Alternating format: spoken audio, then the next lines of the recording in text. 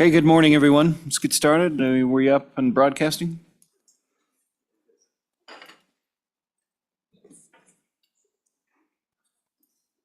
Okay, thank you. Welcome to January 29th meeting of Joint Minerals Business and Economic Development.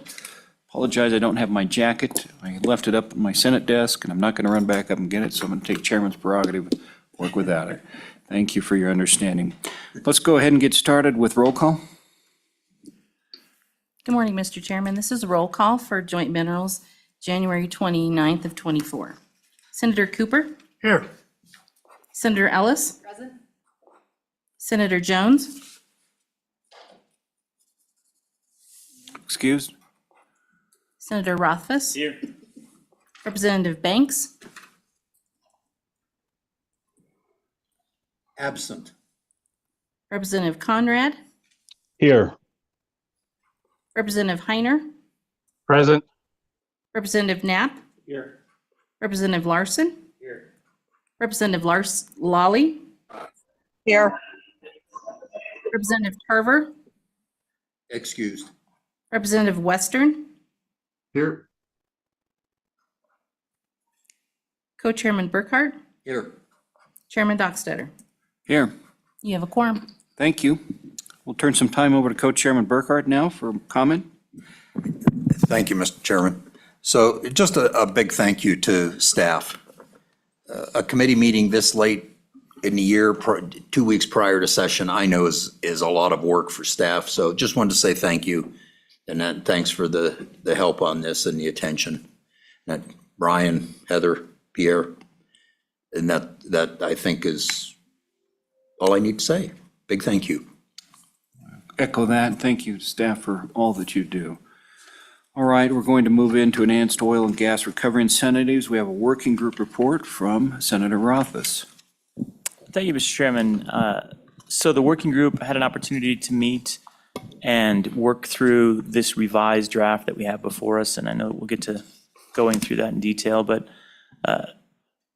the draft, I think there was general consensus that the draft achieved the interest, the discussion from the prior meeting where there was concerns that the mechanism for providing the incentive in prior drafts was not consistent with what the Enhanced Oil Recovery Institute and the Department of Economics at the University of Wyoming, the folks that kind of work together to build this vision, were looking for.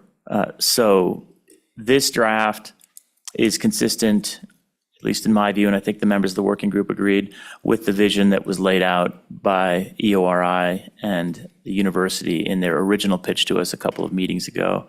So I appreciate all of the efforts of the folks that got back involved to work through this and have a good discussion. I'll leave it to Brian to walk through all of the details, but I think the bill is in good shape for achieving that original objective. Questions for Senator Rothfuss here at the table? Out on Zoom, anyone? Okay, thank you, Senator Rothfuss, appreciate it. At this time, we'll turn the time over to Brian. Bill draft 0392, carbon dioxide enhanced oil recovery stimulus. Brian? Mr. Chairman, you should have working draft 0.7, and it is 2-01 in the online meeting materials. This bill draft would provide stimulus payments to carbon dioxide providers who provide or sell captured carbon dioxide to oil and gas producers for use in enhanced oil recovery. So beginning on page 2 are definitions that apply to this new chapter of statute that would be created. The Energy Authority is tasked with administering it, hence their definition. Carbon capture, utilization, and storage technology on line 12. Technology with the principal purpose of capturing, reusing, storing, sequestering, or using carbon dioxide emissions to prevent carbon dioxide from entering the atmosphere. A carbon dioxide provider is the defined term in this draft as the entity that would receive or seek the stimulus, and that is a person who captures generated, emitted, or produced carbon dioxide. And then enhanced oil and gas recovery, that definition on the bottom of 2 and the top of page 3 is a pretty broad definition that covers any sort of technology for oil and gas recovery that's beyond traditional primary and secondary methods. And then page 3, line 5, the definition of stimulus is just shorthand for this chapter. So page 3, line 11 begins the part of the bill that deals with the stimulus and how a carbon dioxide provider can seek and receive that stimulus. So first, the provider must apply for the stimulus on a form and an intervals prescribed by the Energy Authority. A carbon dioxide provider may request from the authority essentially a kind of a pre-application determination, whether they, in sense of pre-qualification for the stimulus. Then to qualify for the stimulus, and this is moving on to the top of page 4, the captured carbon dioxide must be captured through CCUS technology, and then the carbon dioxide provider must sell, deliver, or provide the captured CO2 for use in enhanced oil and gas recovery projects in Wyoming. And then the oil and gas that's produced must be produced using that captured carbon dioxide. Then page 4, line 14. The carbon dioxide that's provided has to be from a source originating in Wyoming. Page 4, line 20, the CCUS technology and the carbon dioxide that's used in the enhanced oil and gas recovery must qualify for the federal 45Q tax credit. Then page 5, line 5, the provider has to qualify and actually receive the 45Q credit before receiving a stimulus that's authorized under this chapter. In reviewing applications and determining eligibility, the Energy Authority can consult with the Public Service Commission, the Department of Revenue, the Oil and Gas Conservation Commission, and the Enhanced Oil Recovery Commission before approving the stimulus. Page 5, line 19 is the amount of stimulus, and it is $10 for every 1 ton of carbon dioxide that is sold, delivered, or provided and actually utilized in the enhanced oil and gas recovery. Page 6, line 8, the stimulus is available to a provider until the date the provider is no longer eligible for the federal tax credit under 45Q. Under the current iteration of that federal statute, a provider eligibility is capped at 12 years, a 12-year window that the provider can do. I don't believe there is an end date on that. The key date is 2033 is the current date by which construction on the CCUS technology must commence in order to be eligible for the 45Q tax credit.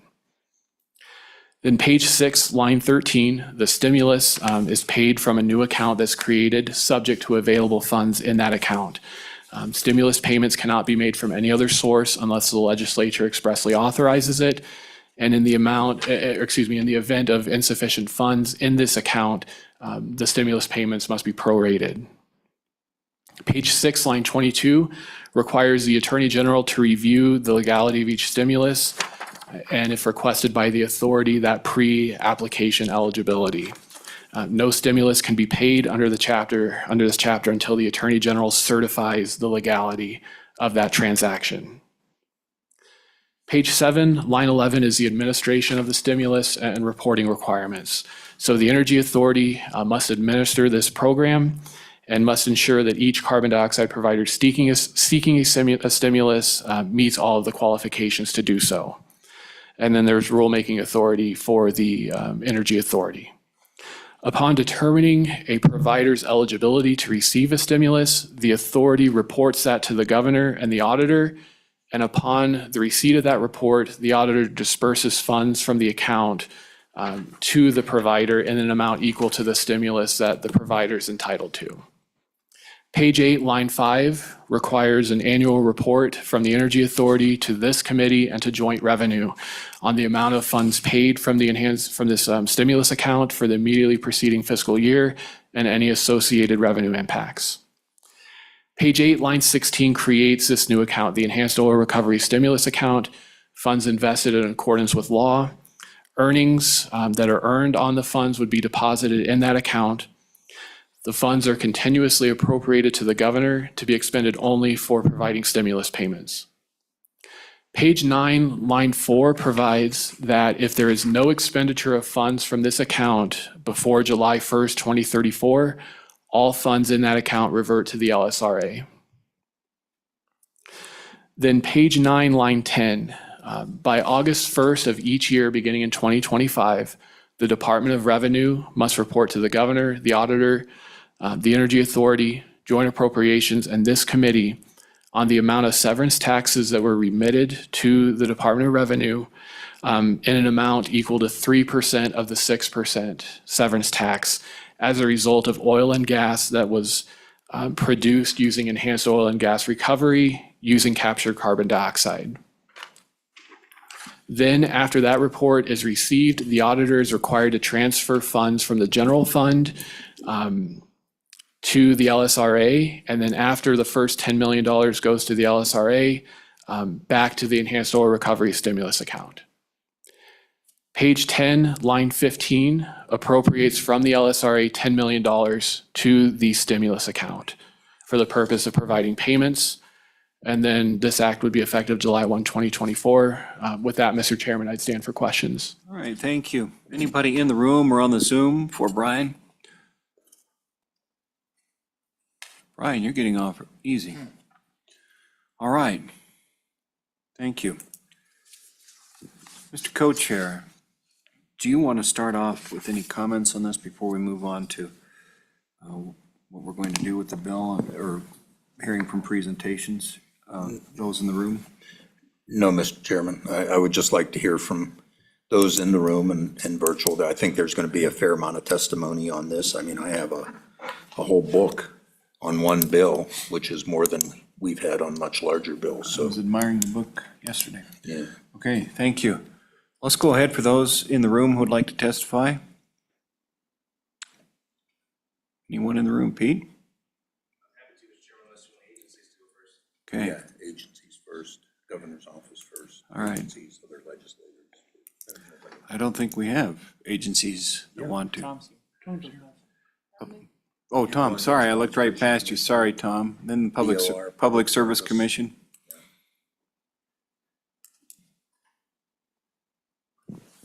Thank you, Mr. Chairman. Tom Kropatch, the Oil and Gas Supervisor for the Oil and Gas Commission. I just have one, maybe more point of clarification, I guess, on the bill. And you can find the language that I would reference on page 9 of the bill, and it's in lines, really that whole second paragraph, but specifically line 17 through the end of the paragraph, or through the end of the page. Would you repeat what you're looking at again in the bill? It's page 9 of the bill, and then mostly that last paragraph on that page, but specifically lines 17 through 21. Okay, thank you. Go ahead, sir. Mr. Chairman, just mostly a point of clarification on what the bill, or what you would mean by the 3% severance tax generated as a result of the crude oil and natural gas produced using enhanced oil and gas recovery techniques. Historically, when some of these severance tax breaks were provided for enhanced oil recovery, it was on the incremental production that was created by the enhanced recovery, or what we would call tertiary production. And so in any of these fields, Mr. Chairman, it produces some remaining oil from primary production. And in those previous bills, the severance tax break, as it was in those cases, even though it's not necessarily a severance tax break in this bill, was provided just on that increased volume of production you would get from the enhanced oil recovery or the tertiary production. And I'm not clear on this bill if it is just on that increase from the enhanced oil recovery, or if it is the entire production from the field now that the field is undergoing enhanced oil recovery production. And the reason that maybe the clarification would be is if you mean it to be just on that enhanced or that incremental production, generally there's a process at the commission to certify what that production would be above and beyond just the base production, as we'd call it, or that primary production. It can be a little bit complicated. We'd have to decide what that primary or what that remaining base load production is. And then for the life of the project, how much it declines. There's a natural decline rate of that primary production. And so historically, those operators that were certifying this tertiary production would come to the commission and have a hearing to determine the different volumes, what's going to be remaining on the primary that doesn't qualify for the 3% reduction, and then what would be the increased production that does qualify, or in this case, that the 3% stimulus would be coming from. So It's mostly just I think, a policy decision from the committee, but more for the commission's standpoint, a clarification on whether or not there'd need to be those kind of hearings to determine the difference between the primary and the enhanced oil recovery. All right, may have a question with that. Any questions for Oil and Gas Commission? Yes, Western? Oh, I thought you raised your hand. Senator Cooper. Thank you, Mr. Chairman. Director, do you think we'll be able to realistically determine if we're just flattening the curve, or if we're actually getting an incremental increase? I'm really concerned about the decline curve and how we can differentiate between just a natural flattening and what we're actually seeing from the EOR. Tom? Mr. Chairman, Senator Cooper, I think we can. The commission has held those hearings in the past, in the like the 2004 to 2008 timeframe. There was a severance tax break for enhanced recovery, and we held hearings related to that. I think it can get complicated because you're going to put some wells on injection. Potentially, you're going to produce from others that maybe weren't. But I think in the end, the operator and the commission had a good determination in those hearings of, what that primary production and the decline rate of that primary production would be. I think at that time it was required to do 72 months worth of a decline rate at the hearing to determine what that is. And then anything above that was qualified for the severance tax break, at least, as it stood in that bill. So I think there is a history of doing that. And it obviously depends a little bit on the field and what and what the production history of the field has been to be able to get a more accurate decline rate on that field. But most of these are the older fields that have a long history of primary and potentially secondary production. So I think we could do that. Senator Cooper, follow up? Good. All right, further questions for Oil and Gas? Chairman. Go ahead. So, thank you, Mr. Chairman. So, Director, if you have an existing field and you convert a well to CO2 injection, then that well drops off of your list of producing wells, am I correct? Go ahead, Tom. Mr. Chairman and Co-Chairman Burkhart, it drops off the list of producing wells. It gets converted to an injection well. It's tracked, it's reported. The volumes of CO2 injection or whatever is injected gets reported. And so you'd have to account for that. If it was producing at the time it got converted, you'd obviously see a decline of the primary production from that well in the field, and you'd have to calculate for that. And in many cases in these fields, there's going to be multiples of those getting converted to injection, maybe from production or from shut-in wells. Yes, thank you, Mr. Chairman. So, Tom, this is something you normally do, though? Are we adding an extra burden to your work? Mr. Chairman and Co-Chairman Burkhart, we actually have a process in our rules, tertiary certification process in our rules for that. So it hasn't been a while because those previous severance tax breaks expired in about 2008, I believe, is what the rule says. But historically, the commission hasn't done that, and we wouldn't need to add, any appropriation or staff or anything to do that. It would just be done in our normal course of business. Okay. Follow up. Oh, one more follow-up and then Senator Rothfuss. Thank you, Mr. Chairman. So, Director, do you have suggested wording for the committee for the bill? Go ahead. Mr. Chairman and Co-Chairman Burkhart, I think it could be as simple as in those lines saying, as a result of the incremental crude oil and natural gas produced using enhanced oil recovery. I think that's a well-understood term of what we would mean. I think you'll see that in the Enhanced Oil Recovery Institute presentation, that they talk about an incremental production based on these projects. So I think it could be as simple as just adding that word incremental ahead of the crude oil and natural gas produced. Thank you. Senator Rothfuss. Thank you, Mr. Chairman. I guess I'll just note that a lot of times these calculations are high stakes because it determines whether the state receives or does not receive money. I think it's important to realize in this instance, this is a cash flow account, and it's just an internal record keeping where we're trying to make sure that cash flow remains in the account so that the $10 can be paid out. That $10 is going to be paid out regardless. So whether we have incremental or not only affects how much money flows into the cash flow account, which again can be appropriated out of if it fills up too quickly because we have too much cash flow, which is actually a separate concern, whether the cash flow ends up being sufficient. So all that to say, it really doesn't matter much. And I think it gets to Chairman Burkhart's point of selecting an option that reduces the workload or minimizes the workload on the OGCC seems like the only motivation here. You know, would it be more work to say incremental? If somebody's going to spend many hours of time because we wrote incremental, we shouldn't do that. If it's trivial, it's probably a better record-keeping approach. But usually when we write that type of language, and we had the severance tax credit before, we wanted that to be right because it affected the total amount of money the state was receiving or crediting as a result of it. In this instance, it literally makes no difference except for how much is in the cash flow account. So is that accurate? Mr. Chairman, And I'll also have co-chair follow up on that as well. Go ahead. Mr. Chairman, and Senator Rothfuss, I think that's correct. I think what it would change is whether the 3% is applicable, you know, if the field's producing 1,000 barrels before the incremental production, you know, does the 3% apply to that, or does the 6% still apply to that, and then the 3% is only on the increase? So it would change the calculus maybe on how fast that fund or the stimulus fund gets funded potentially, and that's where it's, you know, a policy choice. And I just wanted to clarify, if you meant it one way, I think there should be maybe a reference to the commission process to certify that tertiary or incremental production, and if not, then it doesn't matter. Does that answer your question? And I guess the question then goes back to Representative Burkhart's question. How much time does it really take? Because if this is a trivial calculation, then putting that language in is no big deal.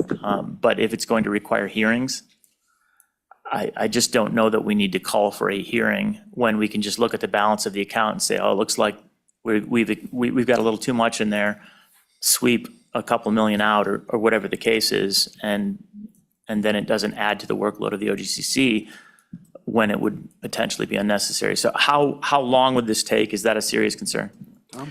Mr. Chairman, Senator Rothfuss, the rule that's in the commission rule allows the supervisor 15 days to make that determination and either party to ask for a commission hearing on the matter. I think historically, especially because at the time was probably the initial hearings, they did go to commission hearing. And so, you know, there is a process for that, and it does take some time to get through the application and the hearing, but they can get complicated.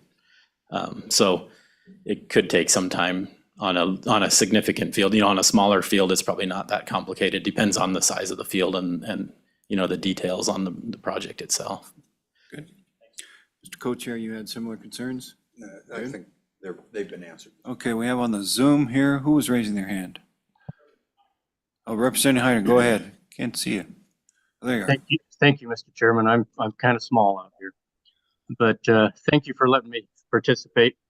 Director Kropatch, it's my understanding that the secondary and tertiary recovery is pretty specific to the rock. Some rock is more conducive to this type of enhanced oil recovery. Some of it is not. And here in Wyoming, we have a number of fields that have already been converted to tertiary recovery, essentially those that are more beneficial to do that. The low-lying fruit, maybe, they've already been converted. So the question I have is, do we have a shortage of CO2 right now in the state of Wyoming? And the second part of that question is, have we seen the price of CO2 escalate with the 45Q tax credits being implemented? Director, two-part question? Mr. Chairman, in my opinion, today we don't have a shortage of CO2 for the fields. We may have infrastructure needs, you know, to get it to places that could use it. But I think there'd be CO2 available for those fields that would be interested in it as it stands today. I am not aware of the prices of CO2. Those are usually contractual arrangements that the commission has not provided the dollar amounts on the price of CO2. But I wouldn't expect at this point in time, there's been a significant increase in what, you know, an operator could procure CO2 for, the amount. Okay, thank you. Representative Heiner, is that covered? Perfect answer. Thank you very much, Director. Thank you. All right, let's continue on. Any further questions for the director? Any further questions for the director? All right, thank you, sir. Thank you, Mr. Chairman. Further from agencies. And so, Public Service Commission. Commissioner Throne? Okay. Okay. All right. Miss, We got them. I missed them. There you are. Mr. Whitman, are you there? Yes, I'm here, and I have a presentation. I don't know if you can see that or if I need to bring it up on my screen, but we did prepare for this meeting a presentation, Mr. Chairman. Staff? Mr. Whitman, if you're able to share that, otherwise I will. I can do that, hopefully. Hopefully we can see it. Let me know if you can see it now. Yeah, there we go. Yeah, we got the handouts too. Very good. So this is part of your handouts. There's also a document. So a bit of background. Enhanced Oil Recovery Institute was brought in to look at the subsurface and the technical work going into this bill on the working committee. We prepared what we would call the reservoir analysis for the CO2 EOR projects. We looked at some specific fields up near Gillette, and then a statewide look. And all this information then went to the University of Wyoming to Tim Considine, Dr. Considine, who worked the economic segment that went into the bill's creation. So I'll give you a little bit more background on our part and how this came about. So the next slide, just some general information on key points of CO2 EOR, and I'll point out that there is a typo on this. The first bullet point actually should be roughly $26 million a year from CO2 EOR incremental production. It's roughly 6% of the state's total annual oil production related to CO2 EOR. So your 95 million barrels annually, 6% of that. If you look at $75 per barrel, which is current and also a part of the state's budget forecasting, takes you to about 26 million a year right now. So I'm not sure where this 600,000 came from, but there were a lot of hands in getting these put together. Again, 6% of the state's total oil production comes currently from CO2 EOR. And as was shown in these earlier meetings, there is substantial upside in the state of Wyoming for enhanced oil recovery using carbon dioxide in the neighborhood of 2 billion barrels, or just from severance tax, roughly $6 billion upside potential. Part of the reason this study got put together was there are operators who are concerned that future supply of CO2 could be limited. Some of that has to do with ExxonMobil and their plans at Chute Creek. We have met with them and they have assured us that they will continue to supply CO2 for EOR in the future.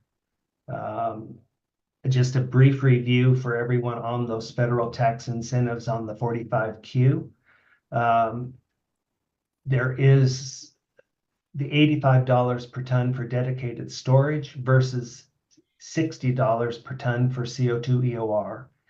This work was to try to balance that difference between $85 a ton for dedicated storage, which really provides no revenue to the state, minimal, versus $60 a ton for EOR, where you do see nice revenue from the oil production. That was the basis of this bill, trying to level the playing field for the federal 45Q tax benefit. Okay, if we could interrupt for just a moment for Co-Chair Burkhardt. Certainly. Director Whitman, so you said that there are companies who want CO2 for enhanced oil recovery. Are they waiting in line? Is this just an expression of, gee, I wished I had it? Are they holding up projects? Director? Mr. Chairman, yes, there are companies that have worked with Exxon for a period of time trying to secure a contract. They've had a number of personnel changes at Exxon, and in our meeting, they were very willing to move those dialogues and discussions forward for supplies for current projects that are in development. So in summary, you feel like we're where we need to be with Exxon at this point? Yes, we had a very good meeting with the EORC, the Enhanced Oil Recovery Commission, and a number of Exxon folks that came over on the 17th. Very thorough discussions and very positive. So I think there were multiple parts to it, largely due to changes in personnel at Exxon who was covering which parts of the deal. And they assured us that things will be moving forward and that they will continue to supply CO2 for EOR. They did discuss a bit their limits on what their capacities are. Currently about 340 million a day available. That will go up to roughly 400 million, and that will be about the tops. So there could conceivably be problems in the future with supply, and the idea of this was to incentivize capture if they would provide CO2 for EOR. It seemed a win-win all the way around. Thank you. So where are those changes? Let's go back to Co-Chair Burkhardt. So, thank you, Mr. Chairman. So, Director, it's my understanding that the pipeline is roughly full. They can't add any more in there, a little bit. So even if we incentivize the capture and use of CO2, how do we get it to the people who want it? Director? Mr. Chairman, yeah, I think there is a bit more capacity in that line than currently is going through. These contracts with the companies are confidential and we don't have access to them, but we do know, for instance, at Salt Creek, they're taking roughly 60 to 70 million a day right now. At one time, they were taking close to 250 million a day. That capacity hasn't been significantly changed by other operators taking CO2 through. They will have to perhaps add compression stations, which could take their capacity up to about 400 million through the Exxon portion of the infrastructure pipeline system. Thank you. Follow up. So, Director, if they go up to 400 million a day on the pipeline, is that currently adequate to meet the needs of all those who want CO2 for EOR? Go ahead, Director. Mr. Chairman, part of the process is to see what's available and when it will be available. The current projects in the state of Wyoming, as I'll show you, are largely on decline and taking less CO2 each year. They go into what's more just a recycle of what they've purchased. So it's a balancing out of available supplies coming forward and when the projects will start. I think that's another point that's worth discussing. There are two significant projects that are in motion and close, very close. However, with that said, the first step they have to do is secure a contract with CO2 supply. That allows them to move forward with their funding, all the pipeline development work they have to do. So for instance, if Company A were to secure a contract for CO2 today, you're looking at 2 to 3 years out before the project would actually launch and CO2 be injected. There's lengthy work that has to be done, including pipeline spurs that have to bring it in, compressors ordered and put in place, recycling put in place, field infrastructure done, and that's 2 to 3 years before you'd see the first project launched. So there's a lot that goes into determining when they will need the CO2. I think currently now with the declines on the current projects, there probably is enough, particularly if they can go to 400 million a day from Chute Creek. There's probably enough of the current projects that are in that final kind of look and internal evaluation within the company. Thank you, Director. We're going to break in Representative Heiner here. Go ahead with your question, Representative. Thank you, Mr. Chairman. Director Whitman, appreciate your information. We've talked a little bit about the Exxon Chute Creek plant. My understanding of the nexus of this bill is because of the difference between storage, the 45Q tax credit of $85 a ton for storing CO2 versus only $60 a ton to utilize that CO2 for tertiary recovery or EOR. And we're trying to levelize that a little bit. But my understanding is Exxon is installing at this time a class 2 disposal well too. rather than a class 6. So is it, if you only have a class 2 disposal well, Director, are you able to get the 45Q tax credits for that CO2 you sequester? Or is that, can you do that with the class 2 well that they're drilling right now? Director Whitman. Mr. Chairman, that's correct. They are only using class 2 disposal wells at Chute Creek. However, what I understand, and we've not seen all this actual data, they applied for 45Q through what's called an MVR, monitoring, verification, and reporting system that allows you to receive 45Q tax credits. Since the exact number of what they're receiving cannot be the $85 a ton because they're not doing class 6. And they're not actually doing enhanced oil recovery. They could potentially lean on enhanced gas recovery by re-injection, but we're not quite sure the number they're receiving, but it would not be the $85 a ton. There's no class 6 wells involved. Representative Heiner, you good? Follow up, Mr. Chairman, please. So with that being said, thank you, Director, for that information. Right now, the incentive for Exxon is to probably put that in a pipeline and go to enhanced oil recovery rather than trying to just re-inject it down in the oil field. Is that correct? Director? Mr. Chairman, I think there is certainly a part of that because they're limited on how much they actually will be able to re-inject per these class 2 disposal wells.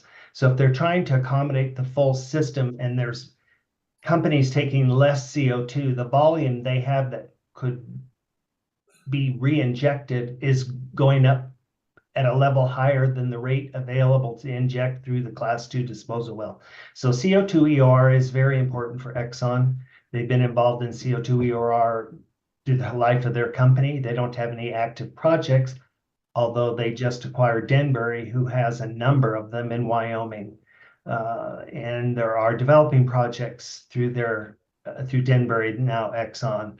So I think they're looking at the full system, the source, that's Chute Creek, and all these sinks, whether it's EOR or dedicated storage, because they would like to certainly clean or use that full volume being produced at Chute Creek, either for dedicated storage or CO2 EOR. And what they confirmed was that EOR is not off the table. They're absolutely going to continue to provide CO2 for enhanced oil recovery in Wyoming. Thank you. Absent any more questions, we'll let you continue on with the presentation. Very well. On this page, we get into this discussion about incremental production. And from our perspective for classic reservoir engineering, it is quite evident to be able to determine this incremental production. This is the Patrick Draw field. It's the Almond Formation in southwest Wyoming. And you can see this dotted black line here is what you would call the standard traditional decline curve. And this was on a pretty rapid decline going down. You're getting to year 2002. They were making roughly 17 barrels of oil a day. CO2 injection began where you see the red line, and you can see the monumental increase from where that decline curve was to what resulted here through enhanced oil recovery, this upper level. This is the CO2 injection red line, and the green line is your oil production. That green shaded area is what we would call the incremental production from CO2. And it's very clear what occurred, what would have continued on the decline had CO2 not been injected versus this green area that would be the volume of incremental production due to CO2 injection. So most cases that I've seen, it's very clear when you start injecting CO2, and we would certainly be willing to work with Oil and Gas Commission on these projects as they come through. I've talked with Director Kropatch, and we're very willing to put our resources to support the review of these projects. But this is a classic example, and it's also why CO2 EOR is so valuable to go from 17 barrels a day to 7,000. Everyone likes that. But keep in mind your costs for this are extremely high to the operator. We were discussing earlier the CO2 price. You can go with a very safe nutshell number of 2% of oil price for your price of CO2 per MCF. So at $70 a barrel, that's $1.41 per MCF of purchased CO2. There could be some transportation charges. There will be through these pipelines. But for a rough number, if you're in meetings and people are talking CO2 prices, 2% of current oil price is a good number to work with. So if you think of it from that perspective, $1.41 per MCF at Salt Creek at one point, they were taking close to 250 million a day. They were paying well over $350,000 a day for their CO2. So it's very much a commodity and very, very highly monitored. They know where it's going in, where it's coming out. So we look at it very much as a commodity in the oil business when we purchase CO2. This graph shows you the volume of CO2 EOR versus total oil production in Wyoming. Again, we've talked through this already. It is roughly 6% of the state's oil production. We would like to see that increase. And again, that all of this that you're seeing on all these graphs is only the incremental production. It does not include anything other than the incremental. So when we report and look at CO2 oil production versus total, it is only that incremental amount. This project initiated with looking at. Let's break for just a moment from the co-chair. Mr. Chairman, Director, looking at your two slides, the first one is Patrick Draw, and that's an old field. It's been there for quite a while. Who put the pipeline in to get CO2 to that field? Go ahead, Director. Mr. Chairman, that was Anadarko that purchased the field, and they put in the spur off of the Exxon line to Patrick Draw Field. Okay, so Director, looking at that one, they already have a line in off of the Exxon line, off of the CO2 corridor the state put in place, and that. Are there other producers in that area that could then tie into that line, or would they be looking under this bill at capturing CO2 from the Jim Berger power plant and doing a separate enhancement? Director? Mr. Chairman, I think that type of analysis and looking at other field options of current infrastructure is largely where we've focused. And that focus has largely been Powder River, but we could continue to look specifically at those areas where pipeline infrastructure and spurs are in place. And that could be a very worthwhile endeavor. I think there is, of course, I think even for the governor's energy strategy moving forward and keeping coal as a viable commodity produced in the state of Wyoming, the capture off of coal-fired power plants is certainly an area that we would hope if capture occurred. It serves multiple purposes. Even if you end up dedicated storage off of a pipe or off of a coal-fired power plant versus EOR, there was multiple facets involved in the desire to see coal-fired power plants continue. Director, could I have you recap that coal-fired power plant comment again?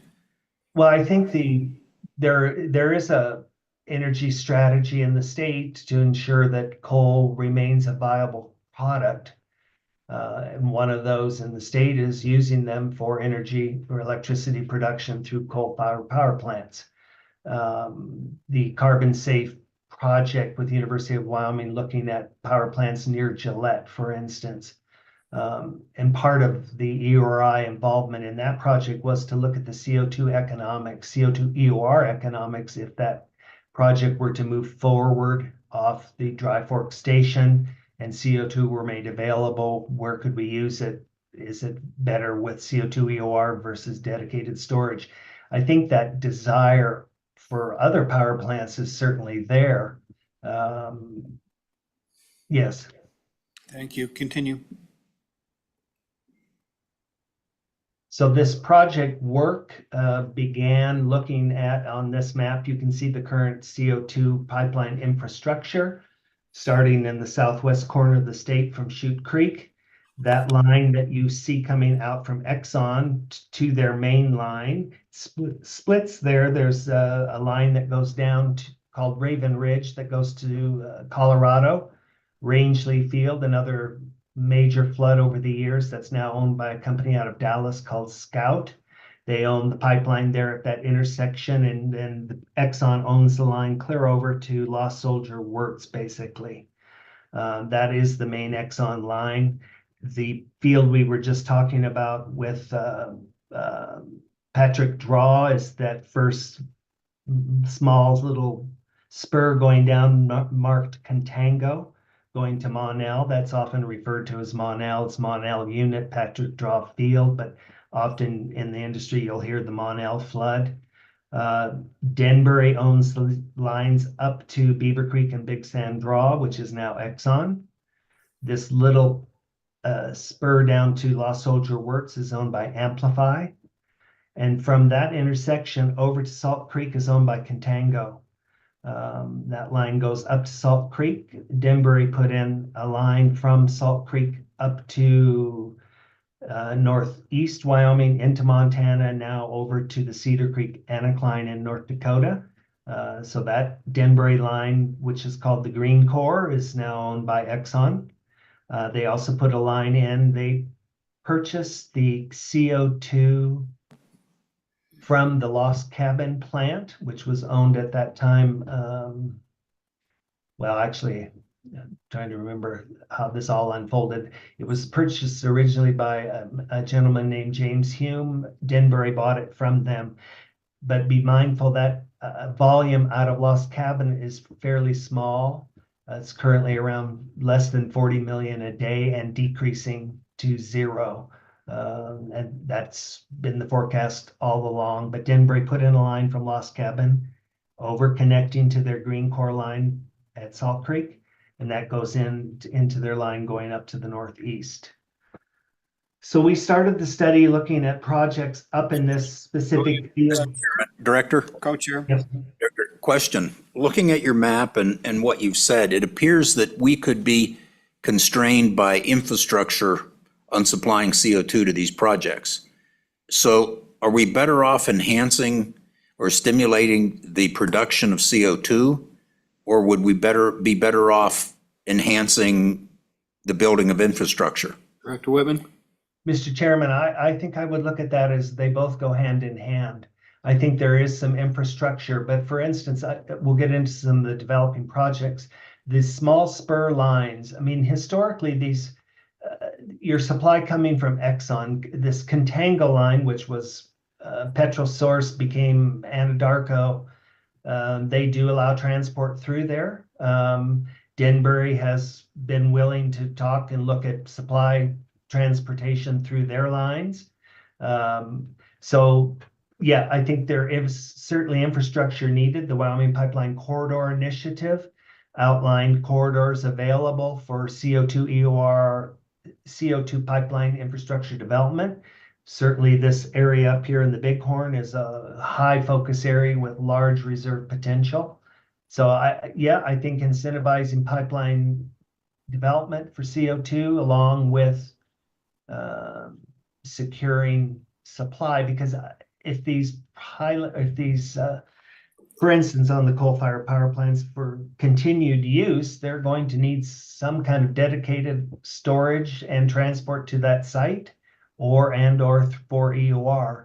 So I think either direction, you're looking either dedicated storage or enhanced oil recovery. There are pipelines that are going to be needed. Okay, continue on.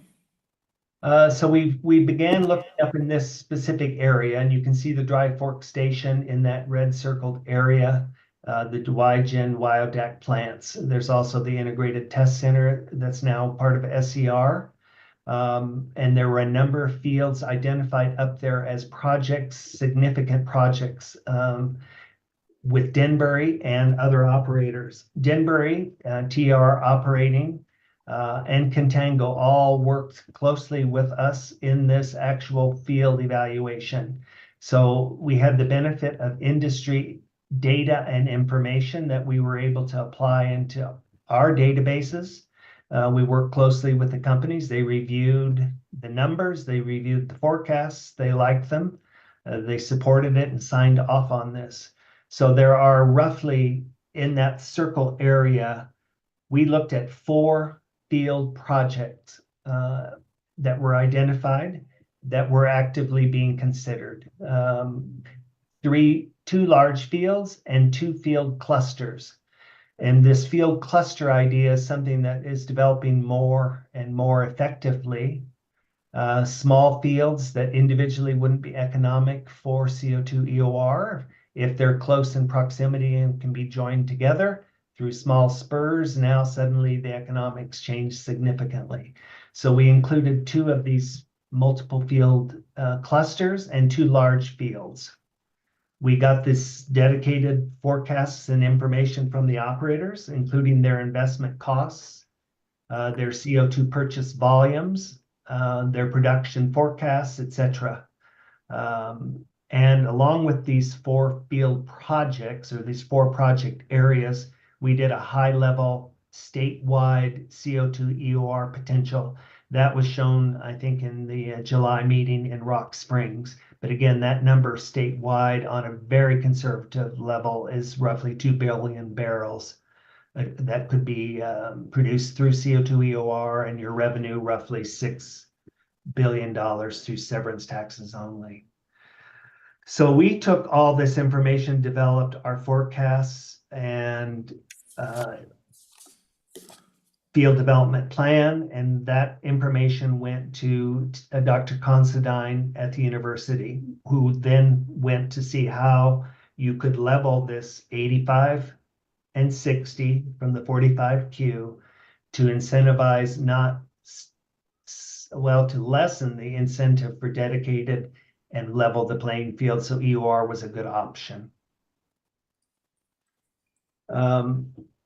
This 4 field and statewide analysis, again, this was just a plot to show for those fields the type of CO2 purchase and oil forecasts if those 4 fields went forward.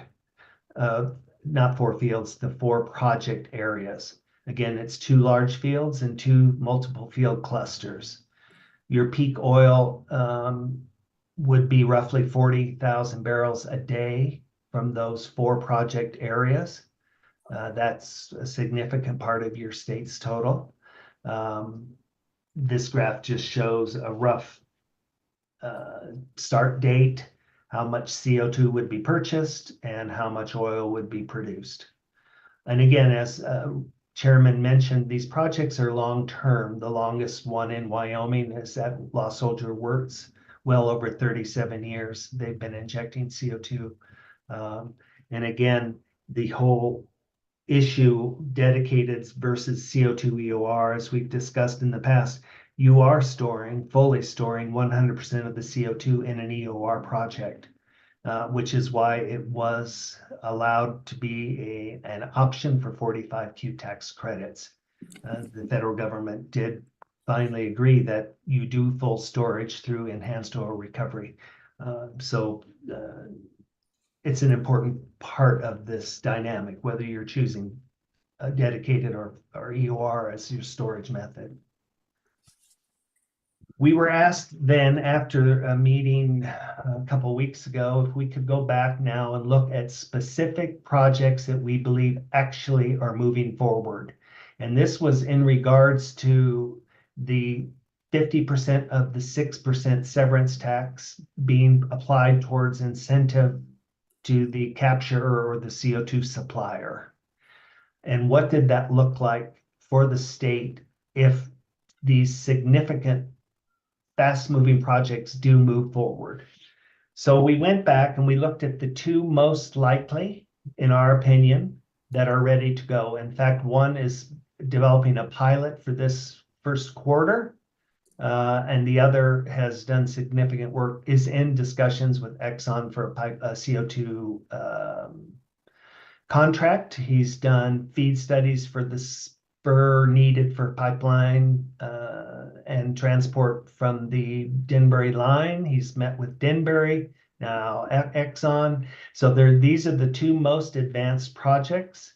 economically looked very good. So we looked at a quick look from the state's point of view on an investment of this 3% severance tax and how that would look. So again, this was one large field and one 3-field cluster. And if you look at this graph, it's a bit complicated, but it shows in dollars and years the cumulative profit, the yearly revenue, and the yearly investments. And the yearly investments were referring to this 3% severance tax that would be paid by the state. So the break over, or the point of maximum exposure for these two projects, is roughly $26 million. That is this severance tax that would incentivize capture and provide CO2 for EOR. Your payout, again, this is very rough. This was just to give you a sense. There was discussion of how much money needed to be in this account to cover potential incentive back to the CO2 supplier. And there were a variety of numbers thrown out. Again, if these two projects move forward, we would estimate maximum exposure by the state to be roughly $26 million. Your state cumulative profit, however, through the life of these projects is $201 million. So significant profit from the severance taxes and a rate of return 31%. I think the main issue was this number, this 26 million, and how much would need to be in this account. These are some basic information, again, that was. Go ahead. Listen, Eric, for just a moment. Go ahead. Director, question on your numbers. Okay. Okay, you have a payout of 8 years. Is that to break even with the 26 million invested? Go ahead. Yeah. Mr. Chairman, that's correct. So we can give you more detail on this evaluation. But yes, you're going to be paying out for CO2 purchased for X number of years, and your maximum on these two projects would be $26 million. In 8 years, you would start to see now leveling back out and profit starting based on the company's projections for CO2 purchase for these two projects. So again, we use their numbers. We're going to buy this amount for this year more, up. You're paying 3% severance tax to incentivize the CO2 purchase or supplier, and you will level out after 8 years and be making money. So follow up. So then, Director, the state cumulative profit, what time period is that over? Go ahead, That's, Greg. Mr. Chairman, that would be over the life of the project. So again, there were questions before. What if the operator continued to purchase CO2 and the revenue wasn't coming in? Well, that really is never going to occur. They're also going to go uneconomic in their project. So with these other projects, as we talked, you see the decline in CO2 purchase. They go to just recycling. They've minimized or decreased their CO2 purchase, and less till eventually no purchase and only recycle until there is no recycle left and everything is stored. So this was just based on a start date, life of the project for these two projects, and how that would look on the state's exposure, what would need to be in this account to cover for these two projects as forecast by the operator. So follow up, Mr. Chairman. So Director, what is the life of the project? Director? Well, these project lives, we generally think in 30-year terms, Mr. Chairman. But as you know, at Lost Soldier Works, that's well over 30 at 37 years. The project life continues even until, well, after the point of not purchasing any longer because they're just recycling. So Salt Creek, all of our current CO2 floods, although there is anticipated development, increased development at Beaver Creek, also Big Sand Draw. Grieve Field is really just getting to a good operating level. It's taken quite a bit of work on Grieve Field, but Denbury's done outstanding work on all their operations in Wyoming, and all those have significantly improved in the last 2 years. So there could be additional supply going in there, but again, those project life they're long. That's why you don't see a lot of companies doing CO2 EOR. Their return on investment is not like doing a shale horizontal well where a year from now you've paid out the $15 million well. These are long-term projects. It doesn't work with all company economic development plans. You see that changed. Anadarko sold all their projects in Wyoming after years and years of doing CO2 EOR because it no longer fit their economic profile. But Denbury, that is their whole company focus. And there are others that their economics work nicely for these 30-year life projects.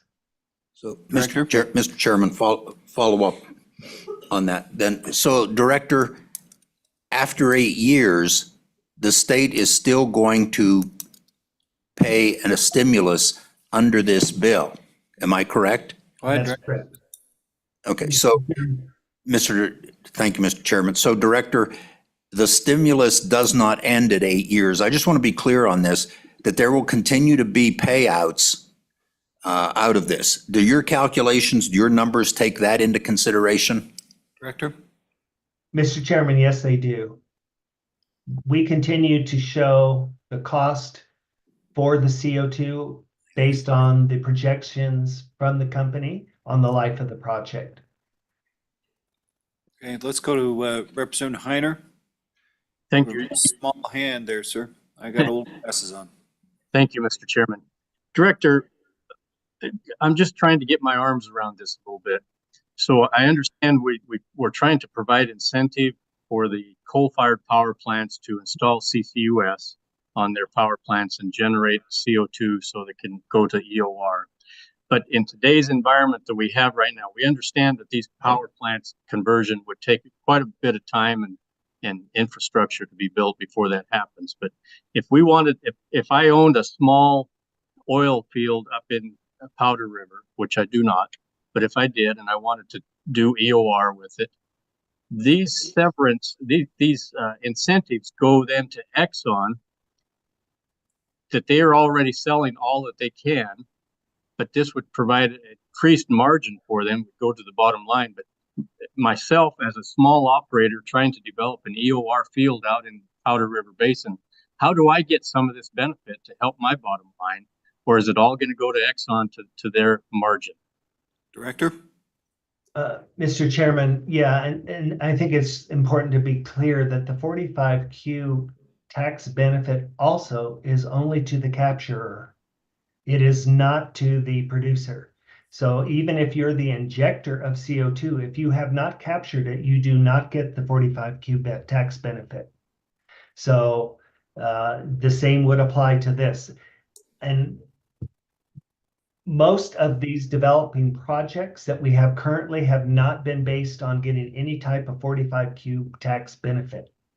The bill, and I think this work really was to ensure CO2 supply moving forward from potential capture projects that would not exclusively consider dedicated storage because of the $85 a ton. So we need, excuse me, go ahead. So follow up, Mr. Chairman. Yes. So, Director, we're trying to incentivize more EOR. And by doing this, we're actually just increasing the margin for Exxon for the immediate time frame. Besides the 45Q tax credits, now they can get an additional severance tax base. How do we get that benefit to this small operator that's trying to convert his field to tertiary injection? How do we get that money out to where it really can be utilized here within the state rather than just in a large corporation Director? somewhere? Director? Mr. Chairman, I think these are all very valid questions, and I think part of the discussions have been price for CO2 could improve if there are multiple suppliers of CO2 in the state. Currently, there is only one. Having multiple suppliers always seems to improve the price. We do have some capture projects moving forward, such as the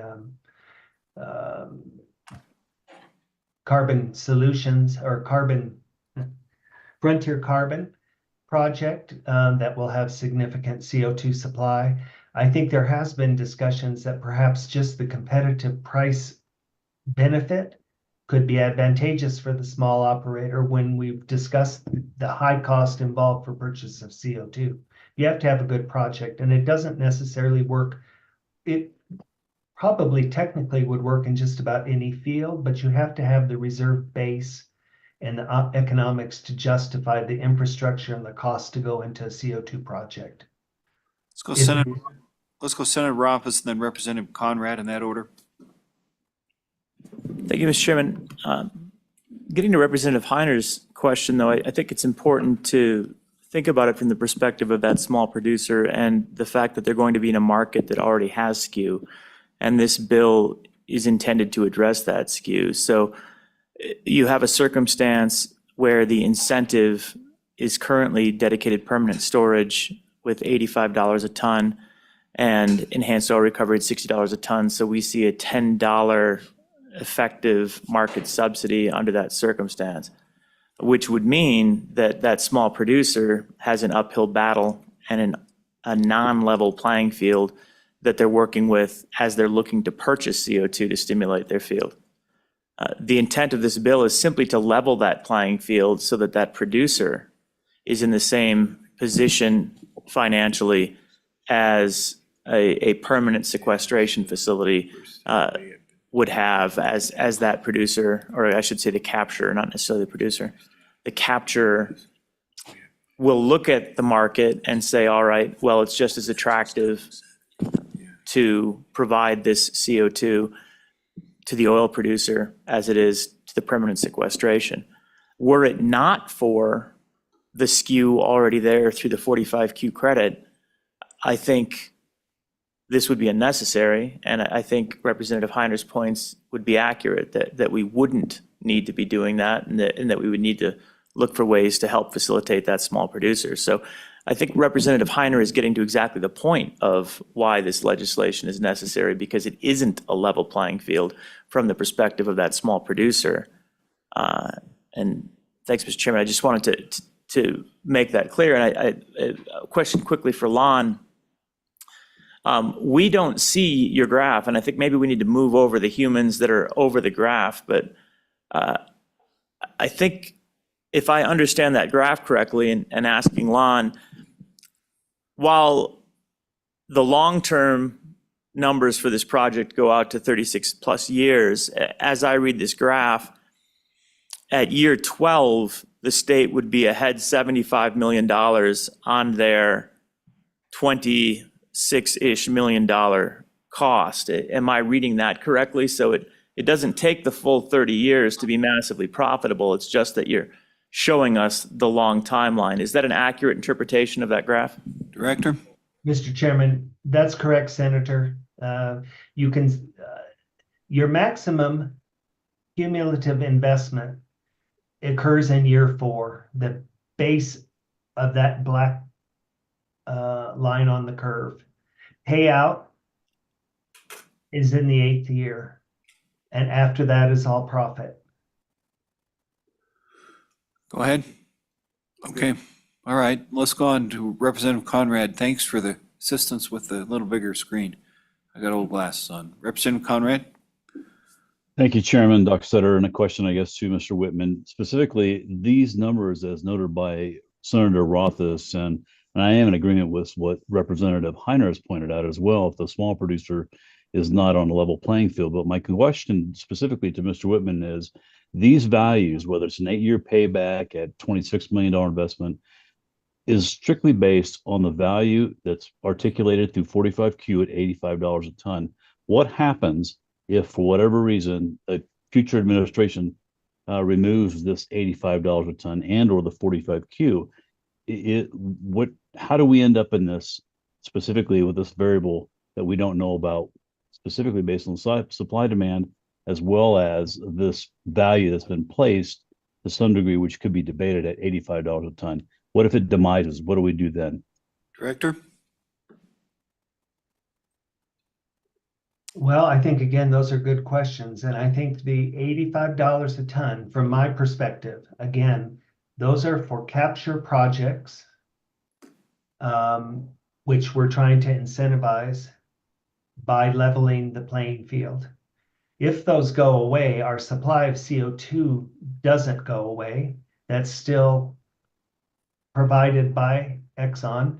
I mean, largely, they've been the only supplier through 37 years of CO2 EOR in Wyoming. So we're looking at a specific time frame, in my opinion, where they incentivize dedicated storage over enhanced oil recovery. In addition, there are operators concerned that supply would not be available for future projects. That's debatable, and I understand that. So the whole process was to see how to level this. And when you got from the 85 to the 60, what is often not discussed, which I can show on this next slide, what is often not discussed is the dedicated storage project will have a cost for storage and transport, roughly $20 a ton, which takes it down to $65 a ton actual benefit. The enhanced oil recovery down to 55 if you add in a transportation cost. And again, these transportation and storage costs came from the operators. So your difference is this $10 a ton. And $10 per ton in oil business lingo is 53 cents an MCF that you're trying to incentivize and put back into the system to encourage. 45Q was not encouraging CO2 EOR. We're trying to level that by minimizing this 53 cents per MCF. That would benefit the small operator. If this drops off, your supply isn't going to change. We're hoping that by having multiple suppliers, again, your price becomes more beneficial to all operators when you have multiple suppliers. I think there's multiple factors in here. I don't know if I answered adequately your question, but Conrad, you good? Yeah, I'll let Representative Heiner follow up. Okay, Representative Heiner. Thank you, Mr. Chairman. Thank you, Representative Conrad. Mr. Director Whitman, with this slide you've got here right now, this is very informative. So we got bottom line $65 a ton compared to $55 a ton. 65 being if you just stored the CO2, but if you used it for an enhanced oil recovery, $55 a ton. But this doesn't take into consideration what you're charging for that CO2 to be utilized for EOR. And you said that was about $1.40 an MCF, which is, back of the envelope, about $25 a ton. So if I was a company that generated or captured CO2, I could store that for $65 a ton net, or I could sell it to an EOR recovery and get $55 a ton plus the $1.40 an MCF, which is $25 a ton. So I end up making more money with enhanced oil recovery with the 45Q tax credit and my $1.40 an MCF. So I already have an incentive to promote EOR versus storage. Is that correct, Director? Director? yeah, the price paid for the CO2 would have to be negotiated. So we don't know. This is our current system in Wyoming, 2% of oil price. We don't know what they would charge necessarily off a capture project. But yeah, you would think they would be competitive somewhere in that 2% of oil price or the $25 a ton, as you mentioned. Yep, we're trying to get that leveled and incentivize EOR in the state. There's absolutely clearly the goal of this project. you're going to get revenue from EOR that you would not get from a dedicated storage project. Representative Western. Thank you, Mr. Chairman. Mr. Whitman, so I've been following your presentation. It's been really informative and I appreciate that. I mean, the way I kind of see this, I'm kind of stuck between Senator Rothfuss's comments and Representative Heiner's in the sense that I think we're trying to encourage operators to use CO2 to drill for more, to extract more hydrocarbons. The theory behind this is that they will pass the savings or that financial incentive on down to that potential operator. To me, I see this as kind of the crux of this is that the capturer, as you say, is willing to play ball and pass those on down to the operator. Is that a reasonable understanding? Director? Mr. Chairman, that's correct. I think we have not seen capture projects move forward quickly in Wyoming. We know there's extremely high costs for these capture projects. So the capture project was definitely more interested in dedicated storage to get the maximum 45Q tax benefit. So EOR, even though it had an has a part of the 45Q plan, if you're trying to justify your economics for a capture project, you're largely going to be looking at that $85 a ton versus 60. Anyone would do that. So I think there's multiple parts in this. We have not seen capture projects go forward. There was concern about coal continuing and how to capture off a coal-fired power plant. And how do we get the incentive to be level versus dedicated and enhanced oil recovery? That was the whole motivation behind this bill. Then we needed to show that the state would be benefiting from CO2 EOR and at what level. Again, those projects are very expensive. Also, they have to, they're lengthy and extremely costly. So if there was no CO2 or a risk to CO2 supply, those two may not go forward. There's multiple facets that went into this bill development. Representative Western, you good? All right. Anybody else in the room? We still good? Okay. All right, continue, sir. I think we're just about done here. Again, these are from Dr. Considine's work. The evaluated, this is back to the original study, those 4 projects. The aggregate investment from the operator for those 4 projects is $1.5 billion. So there is, a significant investment on the operator. This is all from the operator. Cumulative production of 200 million barrels, which you saw earlier. Dr. Considine conducted an economic impact analysis and found roughly 0.8 billion in higher severance tax and ad valorem taxes after investing 3% of severance taxes in CO2 EOR. That is that $10 per ton or 53 cents per MCF. He also conducted, or he found, his analysis showed 1.5 billion in higher sales and other taxes, 30,000 jobs created, and $10 billion in value added. So there are significant economic and fiscal benefits from CO2 EOR from carbon capture projects. And I think that's all I have. But Okay, thank you. Any follow-up questions?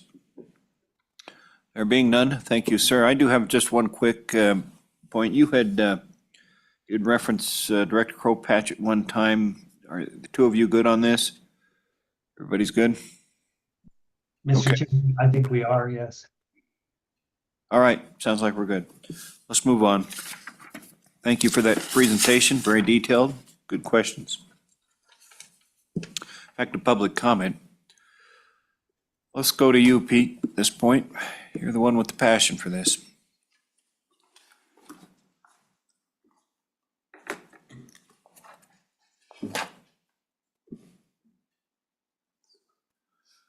Go ahead, sir.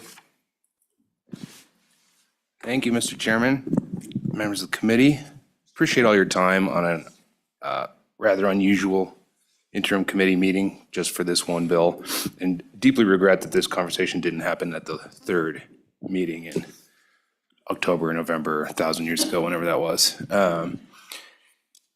But that being said, I do think that we've come a long way here, and we have a very exciting and novel bill. And what I want to ask the committee to do, Representative Heiner, everybody, I want you to clear your minds, okay? And let's start again a little bit on what the purpose of this is. It's unfortunate that the bill itself uses the word stimulus, because in my opinion, this bill is not a stimulus bill. It is not an incentive. It doesn't do either of those things. If an entity that emits carbon today is not capturing that carbon, this bill is not going to incentivize them to capture carbon. It does not provide them any more money to capture carbon or any other incentive to capture carbon than exists today if this bill were to pass. It's not an incentive to do that. What it is, it's a novel approach to try to equalize a federal program, 45Q, that picks a winner, dedicated storage, with a state program that does not pick a winner. It levels it out, okay? Now, let me be clear, this is being watched very carefully by a lot of my colleagues and regulators in other states. In fact, I can guarantee you that my friends, the regulators from North Dakota, are watching right now. Nice to see you all. I know you're spying on us, because they're very, very interested in how this moves forward in Wyoming, because it's Wyoming choosing to wade into federal 45Q in a way that benefits Wyoming's coffers and Wyoming's workers. It's Wyoming choosing to invest in a way that pushes back against the policy direction of the federal government. Okay, so it is not a stimulus in the normal sense that we would think of, okay? And so that's why a lot of these questions that came up previously don't actually fit into the discussion of this. So we'll get into it as we go along. I wrote down all those questions and would like to talk about them as we go. So let's just start. There's so much to talk about because this is a novel approach. It's somewhat complicated and requires and has a lot of moving parts to it. But as a bill itself, it's not really all that complicated. The idea is, again, to level out that playing field. So between the 45Q. Okay, so what do? We talked about that one slide that Director Whitman had up that talks about the payout from Wyoming and all of that. So what the bill does is it sets up this account ultimately paid for by severance taxes from the incremental production of EOR, right? And then refills that fund from those taxes. So it's not a tax incentive like we normally talk about. There's no severance tax break. The oil and gas producers still pay all the severance and you choose to invest it in this way, okay? The 8 years is that Director Whitman estimated is the point in time where the revenue coming from incremental production overtakes the 26 million. We'll get to that. I have amendments, Mr. Chairman, that we'll get to later, but overtakes the amount of investment in Wyoming and starts to build Wyoming's revenue after that. Now, if it's for the life of the program on these 4 projects that Director Whitman talked about, it's a 31% return. Now, it's not a get-rich-quick scheme. The state would have to be amenable to a long-term investment in order to realize that return. But it is, in fact, a return. It is also extremely low risk for the state of Wyoming. Why is it low risk? First, if a project doesn't happen, the state spends no money. So to